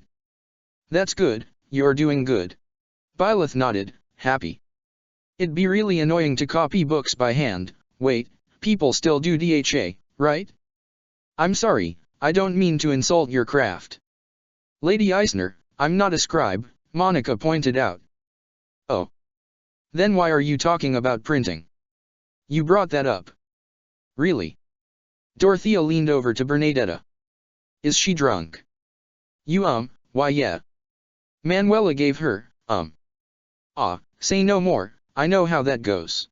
Dorothea grinned, moving over to Byleth. That sounds really impressive, Bailey. Do you think it can be used outside of printing houses? Because I know people back at the Opera House would be happy to get something that could help with the amount of playbooks they have to make. Oh, sure, whatever you want, she immediately replied, nodding, prompting a giggle from Dorothea that made Byleth just feel far too happy. I'll make sure to talk with Emperor Edelgard about that, Monica said, before glancing at Shamir, briefly wondering how much the mercenary-turned-knight knew about the actual project Lady Eisner was proposing. Which would have been easier to do if she could actually see where Shamir went, the knight apparently vanishing out of view when Monica's back was turned. Right then, let's move on. With that, they continued the tour, going on to the next stop, which happened to be the Imperial Throne Room. And here is the Emperor's throne. Though Her Majesty is currently working in her office at this moment, I felt it only appropriate to show its glory to you. Byleth stared up the stairs, her eyes distant. Hey, if I can ask, how is the previous Emperor? A bit surprised at the sudden question, Monica composed herself. He is enjoying his retirement. Bernadetta frowned, trying not to think about the private funeral Edelgard held. By all rights, the Emperor's death should be something that should be stated publicly, but Edelgard was insistent that news would be damaging, given the state of the Empire. At least he passed in his sleep. I see, Byleth murmured. For a brief moment, Bernadetta could have sworn she heard her say I'm sorry to the throne. Oh, money, before I forget, wanted to ask you something, Dorothea spoke up, drawing Byleth out of her brief moment of melancholy. About? Well, I was wondering if it'd be a good idea to make a play about Edie. Oh, of course. I'm sure it'll be the grandest play in all of Imperial history. Heh, don't get your expectations too high, Dorothea said, a bit happy to have removed the glum mood that had fallen over the group. I've only thought up a few lines. Hail the mighty Edelgard, though red blood stains her story heavy as her crown may be. Dorothea trailed off. That's about as far as I've gotten. She will lead us all to glory. To a brighter dawn, we shall carry on. Hail Edelgard. Byleth softly sang, the memory of a conversation she overheard welling up. Oh my, that was beautiful. Dorothea praised, making Byleth stiffen. I didn't realize the Archbishop was also a songwriter. Oh, and no, I can't really take credit for it. Another result of prophecy then? Monica inquired, prompting a quick nod from Byleth. Why yes, that, exactly. Oh? So that implies while you don't meet me personally, you do hear of my work. Dorothea suggested, interest sparking in her eyes as Byleth went stiff again. Guess? Why yes, I suppose so, from what I can tell. Well, I suppose it'll be cheating to ask if you remember any more lines. Guess I'll have to work hard on the rest myself. Dorothea winked at Byleth. Hopefully you'll be willing to visit when it goes on stage. I'll do my best. Monica remained silent as she thought such a play likely wouldn't happen for years, and when it did, Lady Byleth likely wouldn't be alive to see it. Not that she let that thought show as she continued the tour. Here are the Imperial Gardens. As you can see, it's quite the lovely location, and is the perfect place to have tea. It does look nice, Byleth murmured, looking around. Oh, Bernie, almost forgot to say, but your plants are doing well. Oh, that's good. Bernadetta said, smiling. I never asked, but do you have any favorite flowers? Valerians. They're my mom's favorite flowers. Oh? I've heard about your father, but I haven't heard anything about your mother, Dorothea inquired. I never knew her, she admitted. Gerald told me she was a nun at the monastery. I see. My apologies for asking. Monica nodded along to the very blatant cover story. She already knew Rhea was Byleth's mother, that much was plainly obvious, though it made sense to lie and claim instead that she was the result of a dalliance with a random nun. It was an interesting detail to note though, particularly the mention of what was presumably Rhea's favorite flowers. It's okay, I've come to terms with it. I think. I haven't tried to resurrect her, so that's good. Pardon? Huh? What? Monica wasn't going to address that. Lady Eisner, if you want, I can go prepare some tea so you can have some before your meeting with Emperor Edelgard later. Oh, sure, that sounds lovely. Very well. Are there any blends you would prefer? Do you have any bergamot? Yes, we do, Monica said, taking note that she chose one of Emperor Edelgard's favorites. Nodding to them, she walked off as the trio sat down at a tea table, with Shamir standing nearby, keeping watch. So, if I can ask, I can't help but wonder how a supposed mercenary became the Archbishop. Dorothea asked, smiling at Byleth. I also have a bit of trouble seeing you as a rugged mercenary. Bernadetta's face reddened as she remembered Manuela's words when Byleth was behind the divider. Well, when I was growing up the only constant in my life was Geralt, and since he was a mercenary, it was natural that I became one as well, Byleth said, rubbing the back of her head. Her mind was a bit clearer now, lots of walking and talking helping her sober slightly. I was happy when I was with him at least, but there are still some bad memories. And please don't call her that thing Shay calls her. Bernadetta piped up, she really doesn't like it. Oh, well, it certainly doesn't sound like a pleasant nickname, so I can understand that. Do you want me to talk with Shezi? No. Shay, she has her reasons for not liking me, so I'd hate to get her angry at you for doing something for me, Byleth said, sighing. Actually, has she ever mentioned having a brother? No, not that I've heard. As far as she's said, she's only ever mentioned her former mercenary group. Why yeah, same here, Bernadetta added, supporting Dorothea's claim. Byleth frowned again, drawing the songstress's eye. Is something wrong? No, it's just, I don't remember ever meeting her, but she acts like we fought before. You don't remember it all? She asked, frowning. Could that power of prophecy of yours be messing with your memories? Maybe? I don't know, really, and it's not like I can remember it if I don't remember it. She paused. Wait, does that make sense? How much do you remember? Byleth shrugged. Vague things. The job, the fight, but not her. I fought a guy, not a woman, so that just, it doesn't make sense in my head. I do know that I fought Berling's mercenaries though, so there's that. I see. And do you regret fighting them? I mean, I regret a lot of things, and I don't ever expect her to forgive me for killing her friends, but, I at least want to try to make up for it. That and her many other mistakes. Can we change the subject? How are you two doing? All right, if you insist. And as for me, I'd say I'm doing just fine all around, really, Dorothea replied, before glancing at Bernadetta. And how about you, Bern? Bernadetta stiffened at being addressed, but tried her best to relax. She was among friends, so she didn't need to be so anxious. Well, things have been nice. I get left alone most of the time, especially now that I have my own room here and I'm not just living it. Bernadetta von Varley. And Bernie immediately went rigid and white, paling rapidly as she bit her lip. The cause was obvious, it seemed Count Gregoire von Varley had arrived. And the purple-haired prick looked livid. What are you doing here? You were supposed to greet me when I arrived. And why are you cavorting with commoners? Have you forgotten every lesson I taught you? Bernadetta shrunk back, further with every word, cringing in increasing anxiety and terror. Dorothea seemed to only bristle with each of his words, standing up and about to give the dastard a piece of her mind, until Byleth stood up too, turning around so Count Varley could see her. Hello Count Varley, Byleth greeted with a very pleasant smile that looked almost out of place on her face. I have heard a great deal about you. You are the Emperor's candidate for the position of Bishop of the Southern Church, correct? Gregoire von Varley paused, his angry tirade stopped in its tracks as he realized who was speaking to him.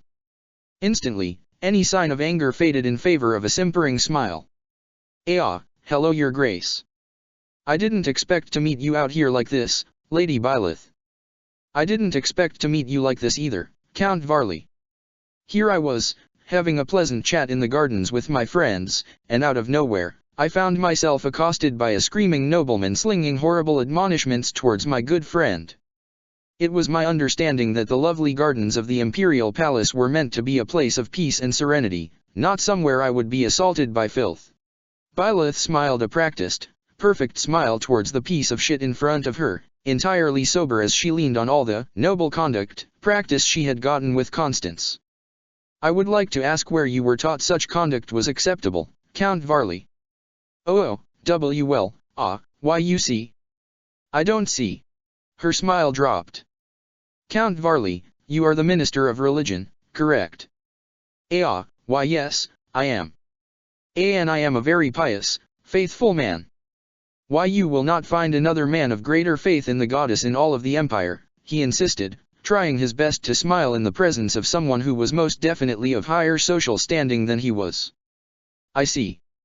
In that case, Emperor Edelgard sure has a great deal of work ahead of her if you are her best option. Why, it could almost be taken as an insult from the Empire to have a loathsome roach like you be the bishop after how you treated my good friend, Bernadetta.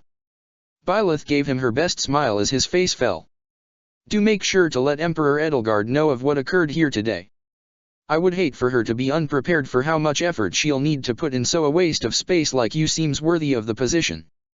And if you ever attempt to yell at one of my friends again, then Shamir will be the one speaking with you next. Who's Shamir? Count Varley yelped as an arrow impacted the ground at his feet, falling straight on his ass before he scrambled back up and fled in the opposite direction. Such was the sight Monica came back to, the young noble staring in surprise as Varley practically sprinted out of the gardens, before she saw Bernadetta run up to Byleth, hugging her tightly as she seemed to stammer out some form of thanks to the Archbishop. Monica really hoped Her Majesty wouldn't get mad at her. Byleth returned Bernadetta's hug, holding the smaller woman close, before she noticed Monica standing nearby with the tea set in hand and smiled. "Oh, hello Monica. Thank you for bringing the tea, though I think we might need to postpone the party. Unless you're feeling up for it, Bernie."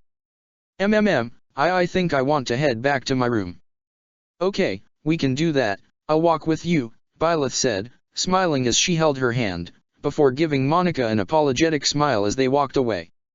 Well, I can't say for sure what type of Lady Edie thought the new Archbishop would be, but that was certainly a surprise, Dorothea muttered as they left, smiling after that noble jackass's humiliation. And maybe giving the leaving Archbishop a little once-over. It doesn't hurt that she's easy on the eyes. Monica felt like she shouldn't mention that last line in her report. Chapter 25, Reaching an Understanding. Edelgard took a slow breath as she looked over the paperwork on her desk. She wasn't about to smile just yet, not when she hadn't actually succeeded in her goal of reviving the Southern Church with Varley as her sacrificial lamb in the position of bishop, but she had a good feeling going forward. Lady Byleth could still be an issue, but from her first meeting with the new Archbishop, Edelgard gained the impression that the woman was more a weak-willed pawn than a true threat, even if Constance seemed to favor her for some reason. It was a change from her initial assumption that she would be a new opponent on the board, but an emperor had to reassess as needed, and if Byleth Eisner could be used instead of fought, then naturally she should aim to manipulate instead of eliminate. Could I use that for something? She murmured to herself. Manipulate, eliminate. Yes, Your Majesty. Hubert spoke up, raising an eyebrow as Edelgard stiffened, remembering his presence on the sofa in her office, looking through his own documents.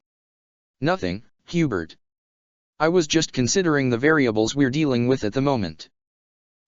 Well, I would encourage you to have confidence in your efforts, Your Majesty. Thanks to you, Gregoire von Varley should measure up to any inspection. You've made a devout adherent of the goddess out of a craven miser, and I doubt either Eisner will be able to deny his appointment with the qualifications you've given him. True, though I dislike how much effort we've had to put into this scheme. She huffed.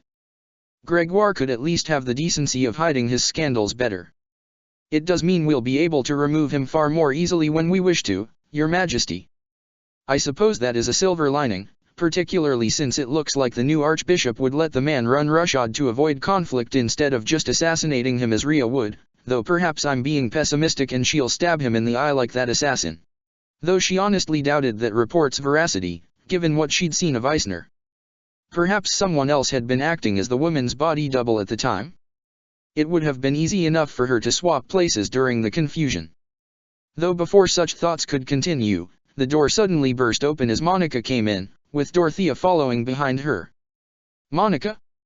Is something wrong? There had better be, for how rudely you entered the room, Hubert commented, annoyed. There have been some complications in the matter of Varley becoming the bishop, Monica replied. How so?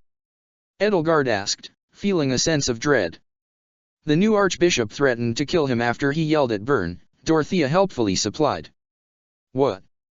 Yes, well, I was not there, so I cannot fully vouch for what occurred, Monica began, but when I arrived with tea for the Archbishop, Count Varley was running away and there was an arrow sticking out of the ground where he had previously been standing.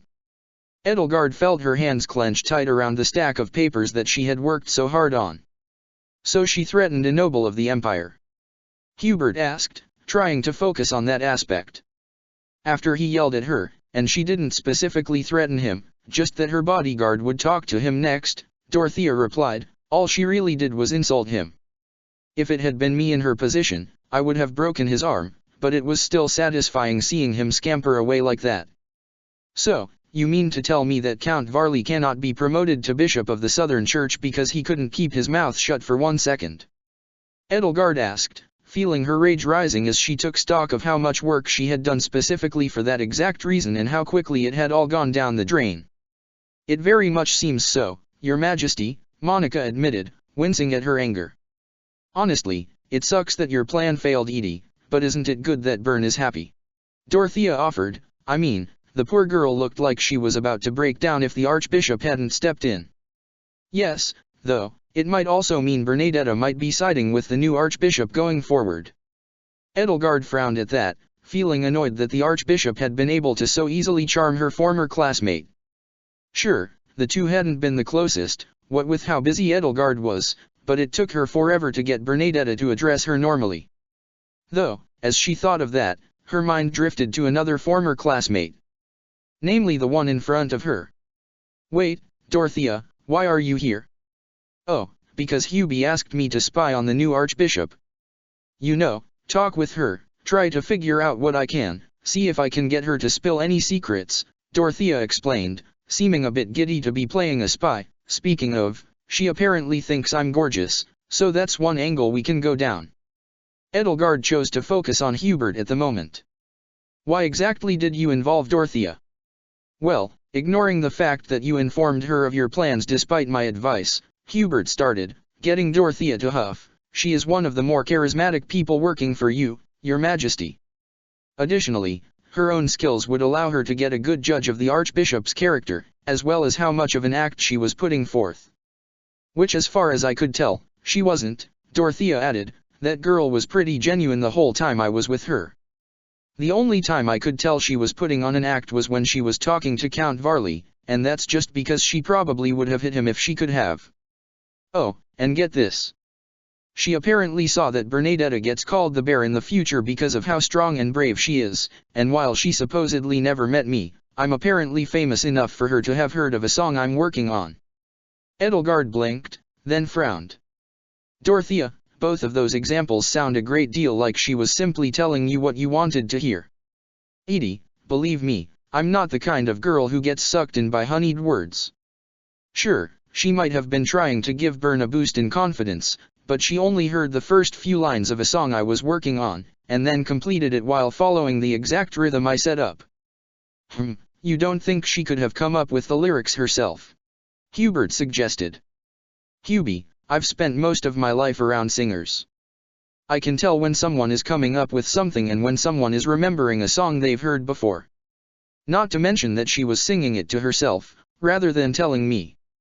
Ah, speaking of, she also claimed that I was supposed to have died, but that as now my fate is in my own hands, as it were, Monica added. Feeling her mouth thin, Edelgard tried to figure out how all this new information fit in with her current idea of Byleth, which was growing increasingly complex and contradictory. And as for her medical checkup, Manuela didn't find anything out of the ordinary, but she did say that she seemingly had some discoloration on her skin, as if from an old medical scar. From what I saw, it appeared to be over her heart. Now that was certainly something that piqued Edelgard's interest. Wait, why are you talking about her checkup? Dorothea asked, frowning. Please don't tell me Hubie had you peeking in while Manuela examined her. As if I would do something like that if Hubert told me to, Monica responded, before she winced at Dorothea's glare. I would also like to say that it was specifically Byleth who brought up the possibility of it being a medical scar. Another signal, perhaps. Are we sure it was not a different scar she acquired during her time as a mercenary? She was the famed Ashen Demon after all, Hubert noted.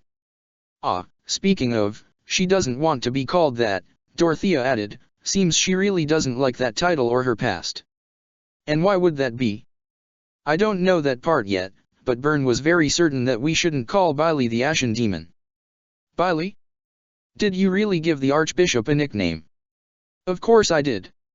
And don't lecture me about propriety, please, especially because she was the one that was drunk at the time. Why was she drunk? Manuela wanted to give her some liquid courage, Monica explained. Not too much though, considering she just stared instead of making any moves, Dorothea noted, earning a sigh of exasperation from Hubert. While her friends talked, Edelgard felt her brow furrow as she tried to figure out the mystery that was Byleth Eisner. Everything that Hubert discovered did not match up with what she was seeing before her. Even if she took the possibility that Hubert had found false info, she still had Shay's first-hand account, no matter. She couldn't let something like this stop her. I'll try to see if I can salvage this, a knock on the door cut her off. Glancing at it, she waited for Hubert to open the door. "What is it?" he asked the messenger standing outside. "Missive from the Central Church. The former Archbishop will be coming on the morrow after news of yesterday's incident reached her." Silence fell upon the room as they took that info in. Though she may not be religious, at that moment Edelgard felt like cursing the goddess. "How are you feeling, Bernie?" Byleth asked her friend, as the archer sat curled up on her bed. I am good, Jay, I guess since I haven't seen him for a while, I forgot how bad it felt getting yelled at by him. It's a good thing that you're staying at the Imperial Palace rather than back at his place," Byleth said, as she looked over her friend. "Have you considered moving in here completely?" Oh, no, I would hate to be a burden to Edelgard. You're her friend. I'm sure she'd be happy to let you stay here. Fidgeting, Bernadetta glanced at Byleth. "See, can I ask you something?" "Of course." "Why did you lie to Dorothea about not meeting her?" "Ah." Frowning, Byleth looked away. "It's better if she doesn't get close to me." "Really?" I mean, you looked really sad when you talked with her so." "That." Taking in a deep breath, Byleth steadied herself, even as her hand reached up to fidget with her hair. "Dorothea died protecting me." What?" Bernadetta shouted in shock, nearly falling off her bed in the process. Byleth caught her, of course, and made sure to steady her before taking a breath to calm down. I was careless, and she suffered for it. I don't want that to happen again, so it's better if we don't get close again." But, how, what happened?"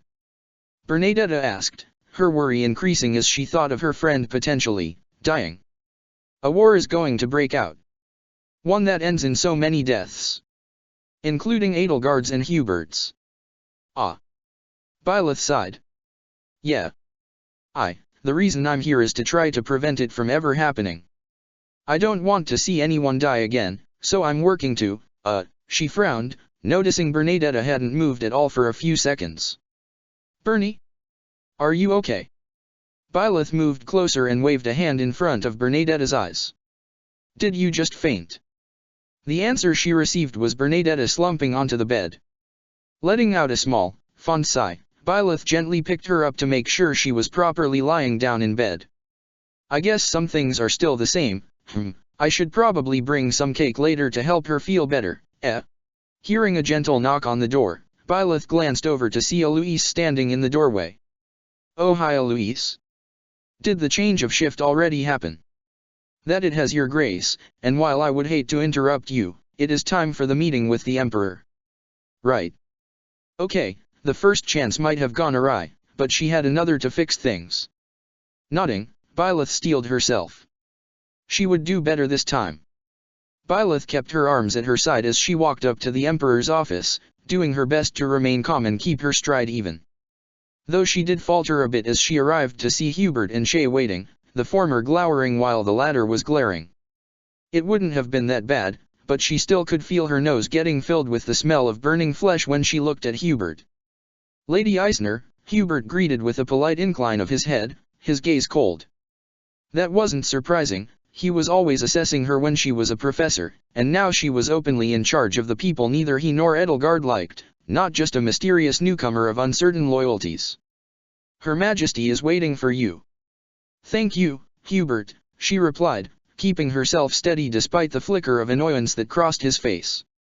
"I would like to remind you, Lady Eisner, that I am the current Marquis Vestra. It would be polite to refer to me by my proper title." Right, he didn't know or like her. It would make sense that he wouldn't want her to be familiar, though, right, she shouldn't apologize either because stupid noble rules.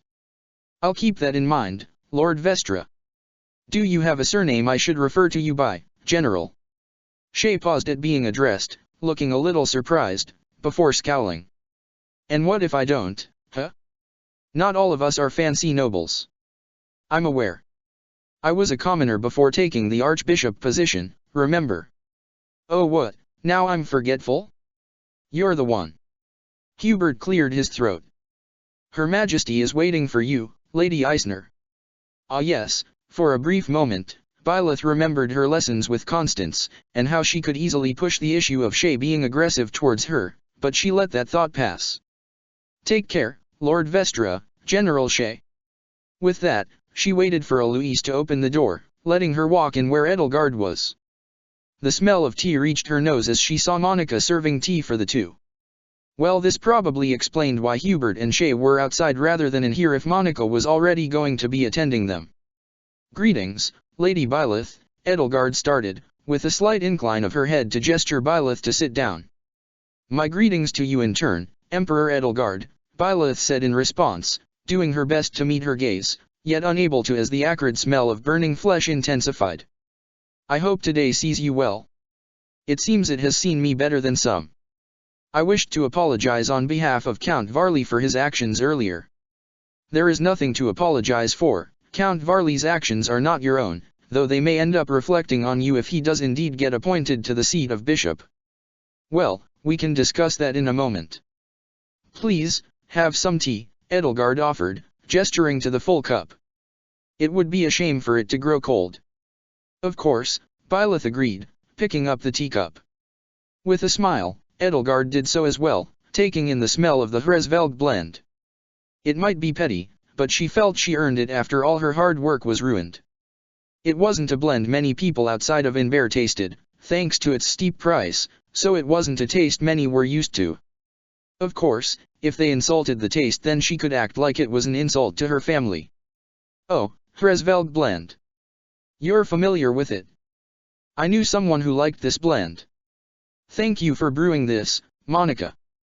"You're welcome," the attendant answered somewhat awkwardly as Byleth smiled over at her. "Now then, I believe we should talk about Count Varley," Edelgard started again, drawing attention back her way. "I understand that you might have had a bad run-in with him, but I still believe he would be the best choice for the position. Your Majesty, while I do not know your exact reasons for vouching for Count Varley, I can only say that allowing him to be the bishop would not only reflect poorly on the church, but on the empire as well. The Duke was arrested on charges of corruption with aiding the impostor regent, was he not? So it would be poor judgment to elevate someone similar to him, after what has occurred.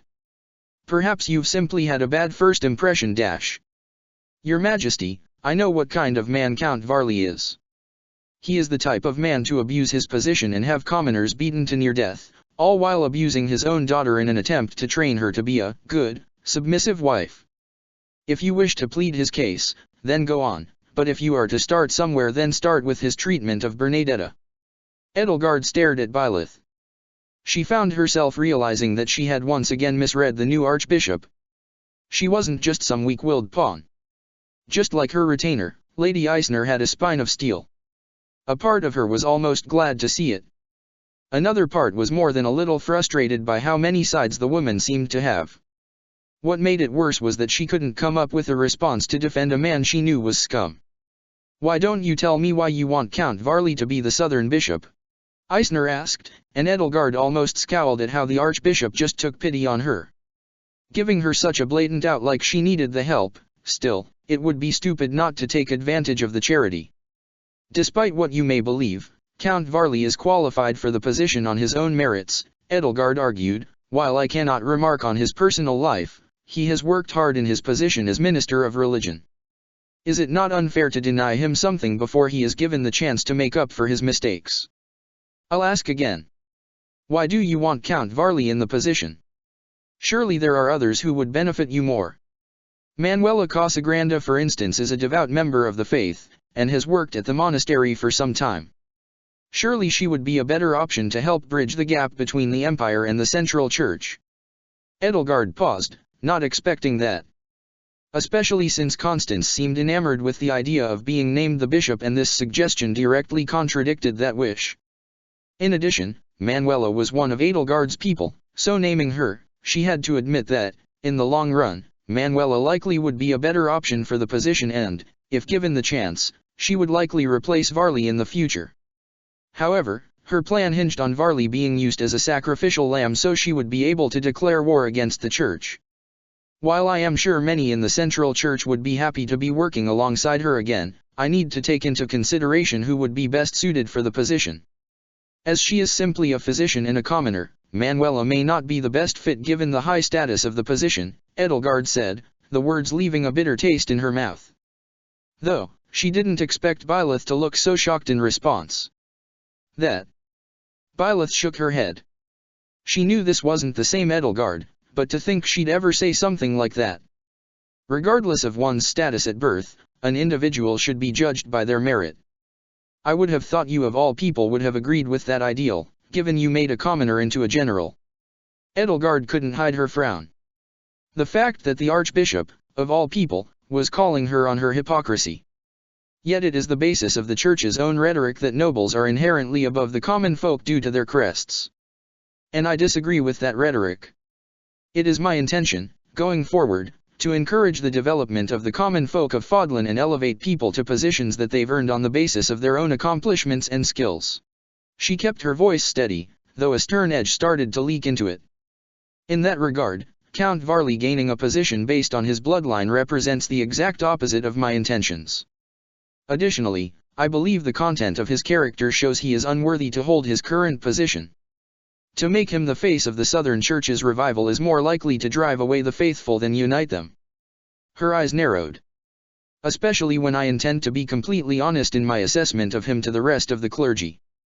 I understand there are those in the Empire who hold a low opinion of the Church of Syros, but I can be completely honest when I say the goddess abhors a man who abuses his family.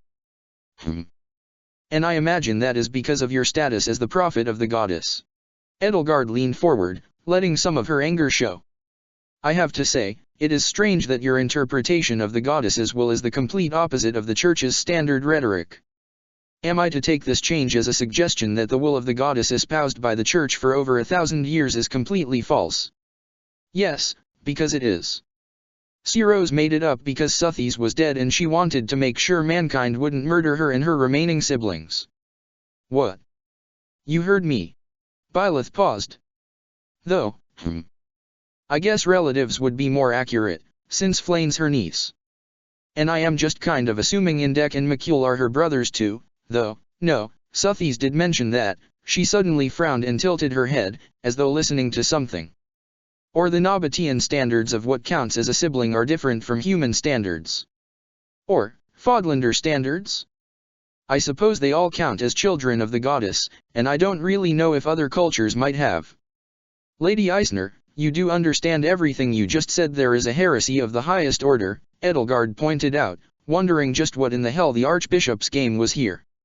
Let's not pretend you care, Edelgard. You already know Rhea is Syros, don't you? You knew the tomb was empty. Well, emptier now that I took the sword of the Creator from it, but you know what I mean. Those are enormous claims to be making. Edelgard, can we stop already? I know you hate the Church. I hate the Church too, though more in the abstract these days since I like a fair amount of people there. I just want the institution to be better and to help people across Fodlan instead of maintaining a terrible status quo. And before you ask, the reason I believe what I do is because of you to begin with. I know what you're planning, Flame Emperor, and I agree with your cause. I just don't want people to die because of it. Edelgard hid her response at the title, Flame Emperor. She kept stoic and steady through every outlandish claim the woman in front of her made. She wasn't going to be drawn in by someone claiming to know the will of the goddess. Not again. Never again. And I suppose your visions showed you that too then. Did they also show me in a cozy cottage, living out the rest of my days in peace with Hubert at my side?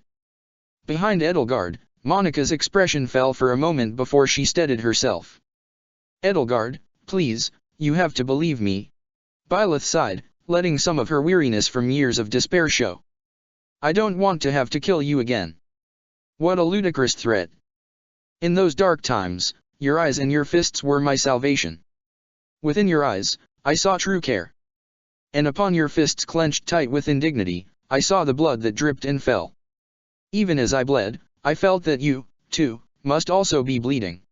Byleth recited, staring straight into Edelgard's eyes as she repeated the words the Emperor said to her father on the day of her coronation. Words no one but her and her father had heard. Words no one could have known. How did you? Because I was there, in the time I saw. I was your teacher, and you trusted me enough to ask me to be there for your coronation. And when the time came, when you raided the tomb at the monastery to try to claim the crest stones in the coffins, I was presented with a choice to join you, or join the church. I made a decision I regretted ever since, and I became your enemy, until the day came when I split your skull with my sword. It wasn't long after that that my terrible choice became completely moot when I had to kill Rhea too. I suppose the only thing I can consider good from that mess is that I killed the Agarthans, one and all, but that massacre is what drove Rhea insane to begin with, so it was a loss as much as a victory. She paused. If you want to know where their city is, we can talk about it. I plan to see them destroyed by the end of my visit here, so please keep that in mind. Staying silent, Edelgard once again felt herself re-evaluating Byleth Eisner. In front of her was not a weak-willed pawn, but neither was she an enemy with a spine of steel. No, the woman before her was someone with a desperation she had not seen since herself. The Emperor took a breath. Before we continue, do you have anything else you want to reveal? Any more grand revelations to shake my fundamental understanding of the world? Byleth didn't seem to register the sarcasm. Yes, actually. The goddess is living in my head. Is that a joke? No, Rhea put her in me when I was a baby because I was stillborn. Edelgard looked back at Monica. Monica glanced back, then nodded, confirming she did indeed hear that right. Edelgard turned her gaze back to the baffling woman in front of her. Is that where the surgical scar came from? Oh, yeah, that would make sense. I see. What? How does that work? Well, the goddess is contained in her crest stone.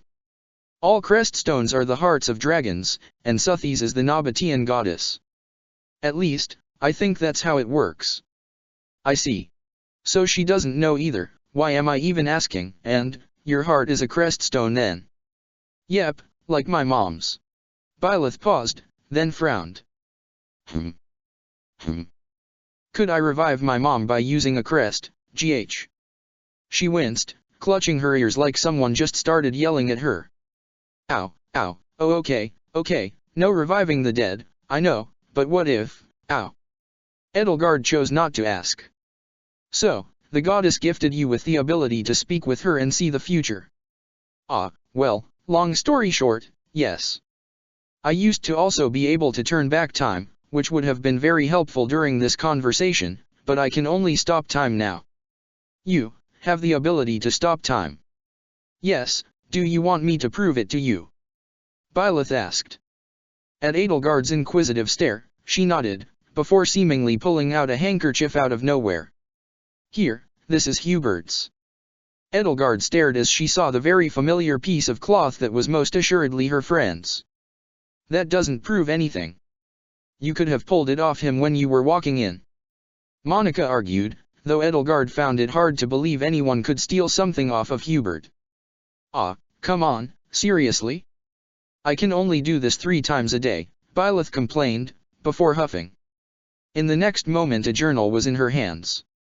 Is this better? Give that back. Edelgard shouted, immediately reaching over to take the journal that she was completely certain was supposed to be in her desk out of the Archbishop's hands. Oh, okay, Byleth said, handing it back without another word. I didn't peek at it, I just grabbed the first thing I saw in the desk. Rather than steal from Her Majesty, why didn't you do something like move us around or something while time was frozen? I'm not going to touch anyone without their consent, Byleth said, frowning at Monica. So if I give you my consent, then you can prove it that way. I guess. I already used up 2 though, so I'm going to be mad if you don't believe me. Edelgard held up a hand.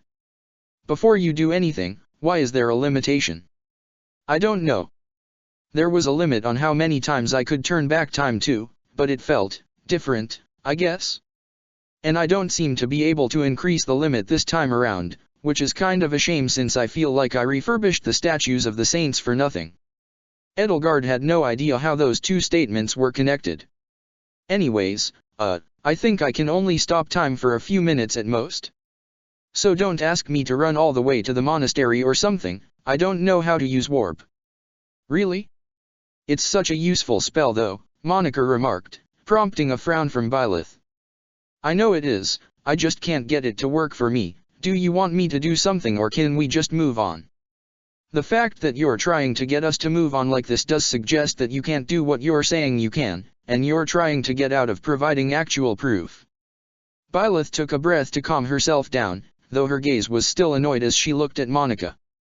Do I have your permission to move you? For Emperor Edelgard, I am always willing to offer my services. Sure. Try not to fall over. Huh? What does that mean? Monica blinked. The first thing her brain registered was that she wasn't behind Lady Edelgard's desk anymore, and that Lady Edelgard was on the ceiling. Then her mind actually caught up with the sudden shift in her reality as she abruptly realized she was doing a handstand in front of the office's door. For anyone, that kind of sudden movement from one place to another would be startling, but for a woman with an eidetic memory who could recall minor details from moments years in her past, not having any idea how she got from one position to another was outright alarming, and she couldn't help but let out a yelp as her arms gave out. Ah, whoops. But she didn't hit the floor. Instead, it seemed Eisner had caught her, and Monica had the rather strange experience of being turned right side up with very little effort by the Archbishop. I told you not to fall over. Monica blinked again, her heart pounding in her chest from the sudden terror and confusion of her situation, before idly noting that Eisner had very firm arms, and she promptly pushed herself away from the Archbishop. Why did you, why upside down? You were being really rude to me, so I thought it would be funny, Byleth answered. Did I scare you? And no, of course not, she shook her head before just moving back behind Emperor Edelgard, her face a little pink with embarrassment. Now then, you believe me, right? You do understand how unbelievable everything you've said sounds, correct? Byleth's mild amusement faded away at the skepticism. Yeah, but that's the truth. If I had the option, I'd probably just live in the woods so I don't have to deal with any of this, but then a lot of people would end up dead and I can't live with that. Yet I feel like killing me would be the fastest solution to save the most lives, Edelgard pointed out. If what you say is true, then do you regret killing me so much that you would make things harder for yourself? I fail to see why you would do that. Because, Byleth took in a deep breath as she met Edelgard's eyes. Because, I loved the Edelgard I knew, and I didn't realize that until it was far too late. So even if you aren't the same Edelgard, I can't bring myself to do it again. That's a more naive answer than I was expecting. It's not naive to have hope. Besides, if you really want a cynical answer, I could point out that you're just one part of what causes the war. The Agarthans are the other, and I do intend to kill them, Byleth responded, her voice hardening for a moment, but I want to have hope. Hope that if nothing else, I can ensure you don't become a martyr. Hope that I can ensure Fodlan becomes better. Even if I never get to experience those peaceful days at the Academy again, I can at least keep the memories alive and try to make up for my mistakes. So I don't care if you consider me naive, I don't care if you hate me for ruining your plans, I am going to save Fodlan.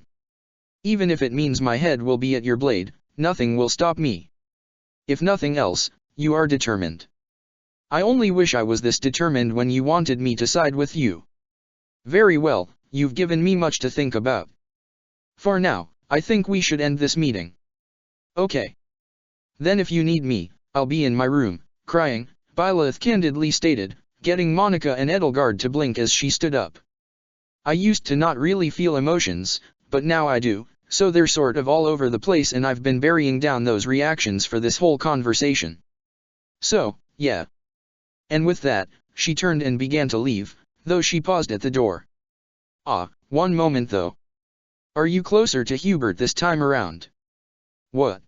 Edelgard asked, confused, before figuring out what she meant. Oh, no, that was just an example. Behind her, Monica perked up. Huh. All right, good to know. Do you have any feelings for Shay? What? All right, I'll take that as a no. Byleth nodded, before actually leaving. Edelgard sat back, before glancing at Monica. So, do you have any thoughts on our conversation? I would like to hear a second opinion about all of that. Monica nodded. I do, actually. Why do you think she asked about Shay and not me? I meant the rest of the conversation. Oh, I believe she is insane, Monica responded, I don't know how she got the information she did, but I truly doubt that she is a prophet. She might have some strange magic, sure, but calling it the power of the goddess is nonsense. Monica, there's such a thing as being too skeptical. Well, Your Majesty, I consider it my duty to be that skeptic for you. Saints know we can't trust Hubert to do it. Despite the tense conversation she'd just had, Edelgard couldn't help but laugh at the irony in that complaint. Yet even as she laughed, she couldn't help but think about Byleth as she finally realized just who she really was. Someone so utterly broken, yet moving forward nonetheless. In that moment, Edelgard felt that she could truly understand Byleth Eisner. But it still wouldn't stop her. Check the description for the links to the author.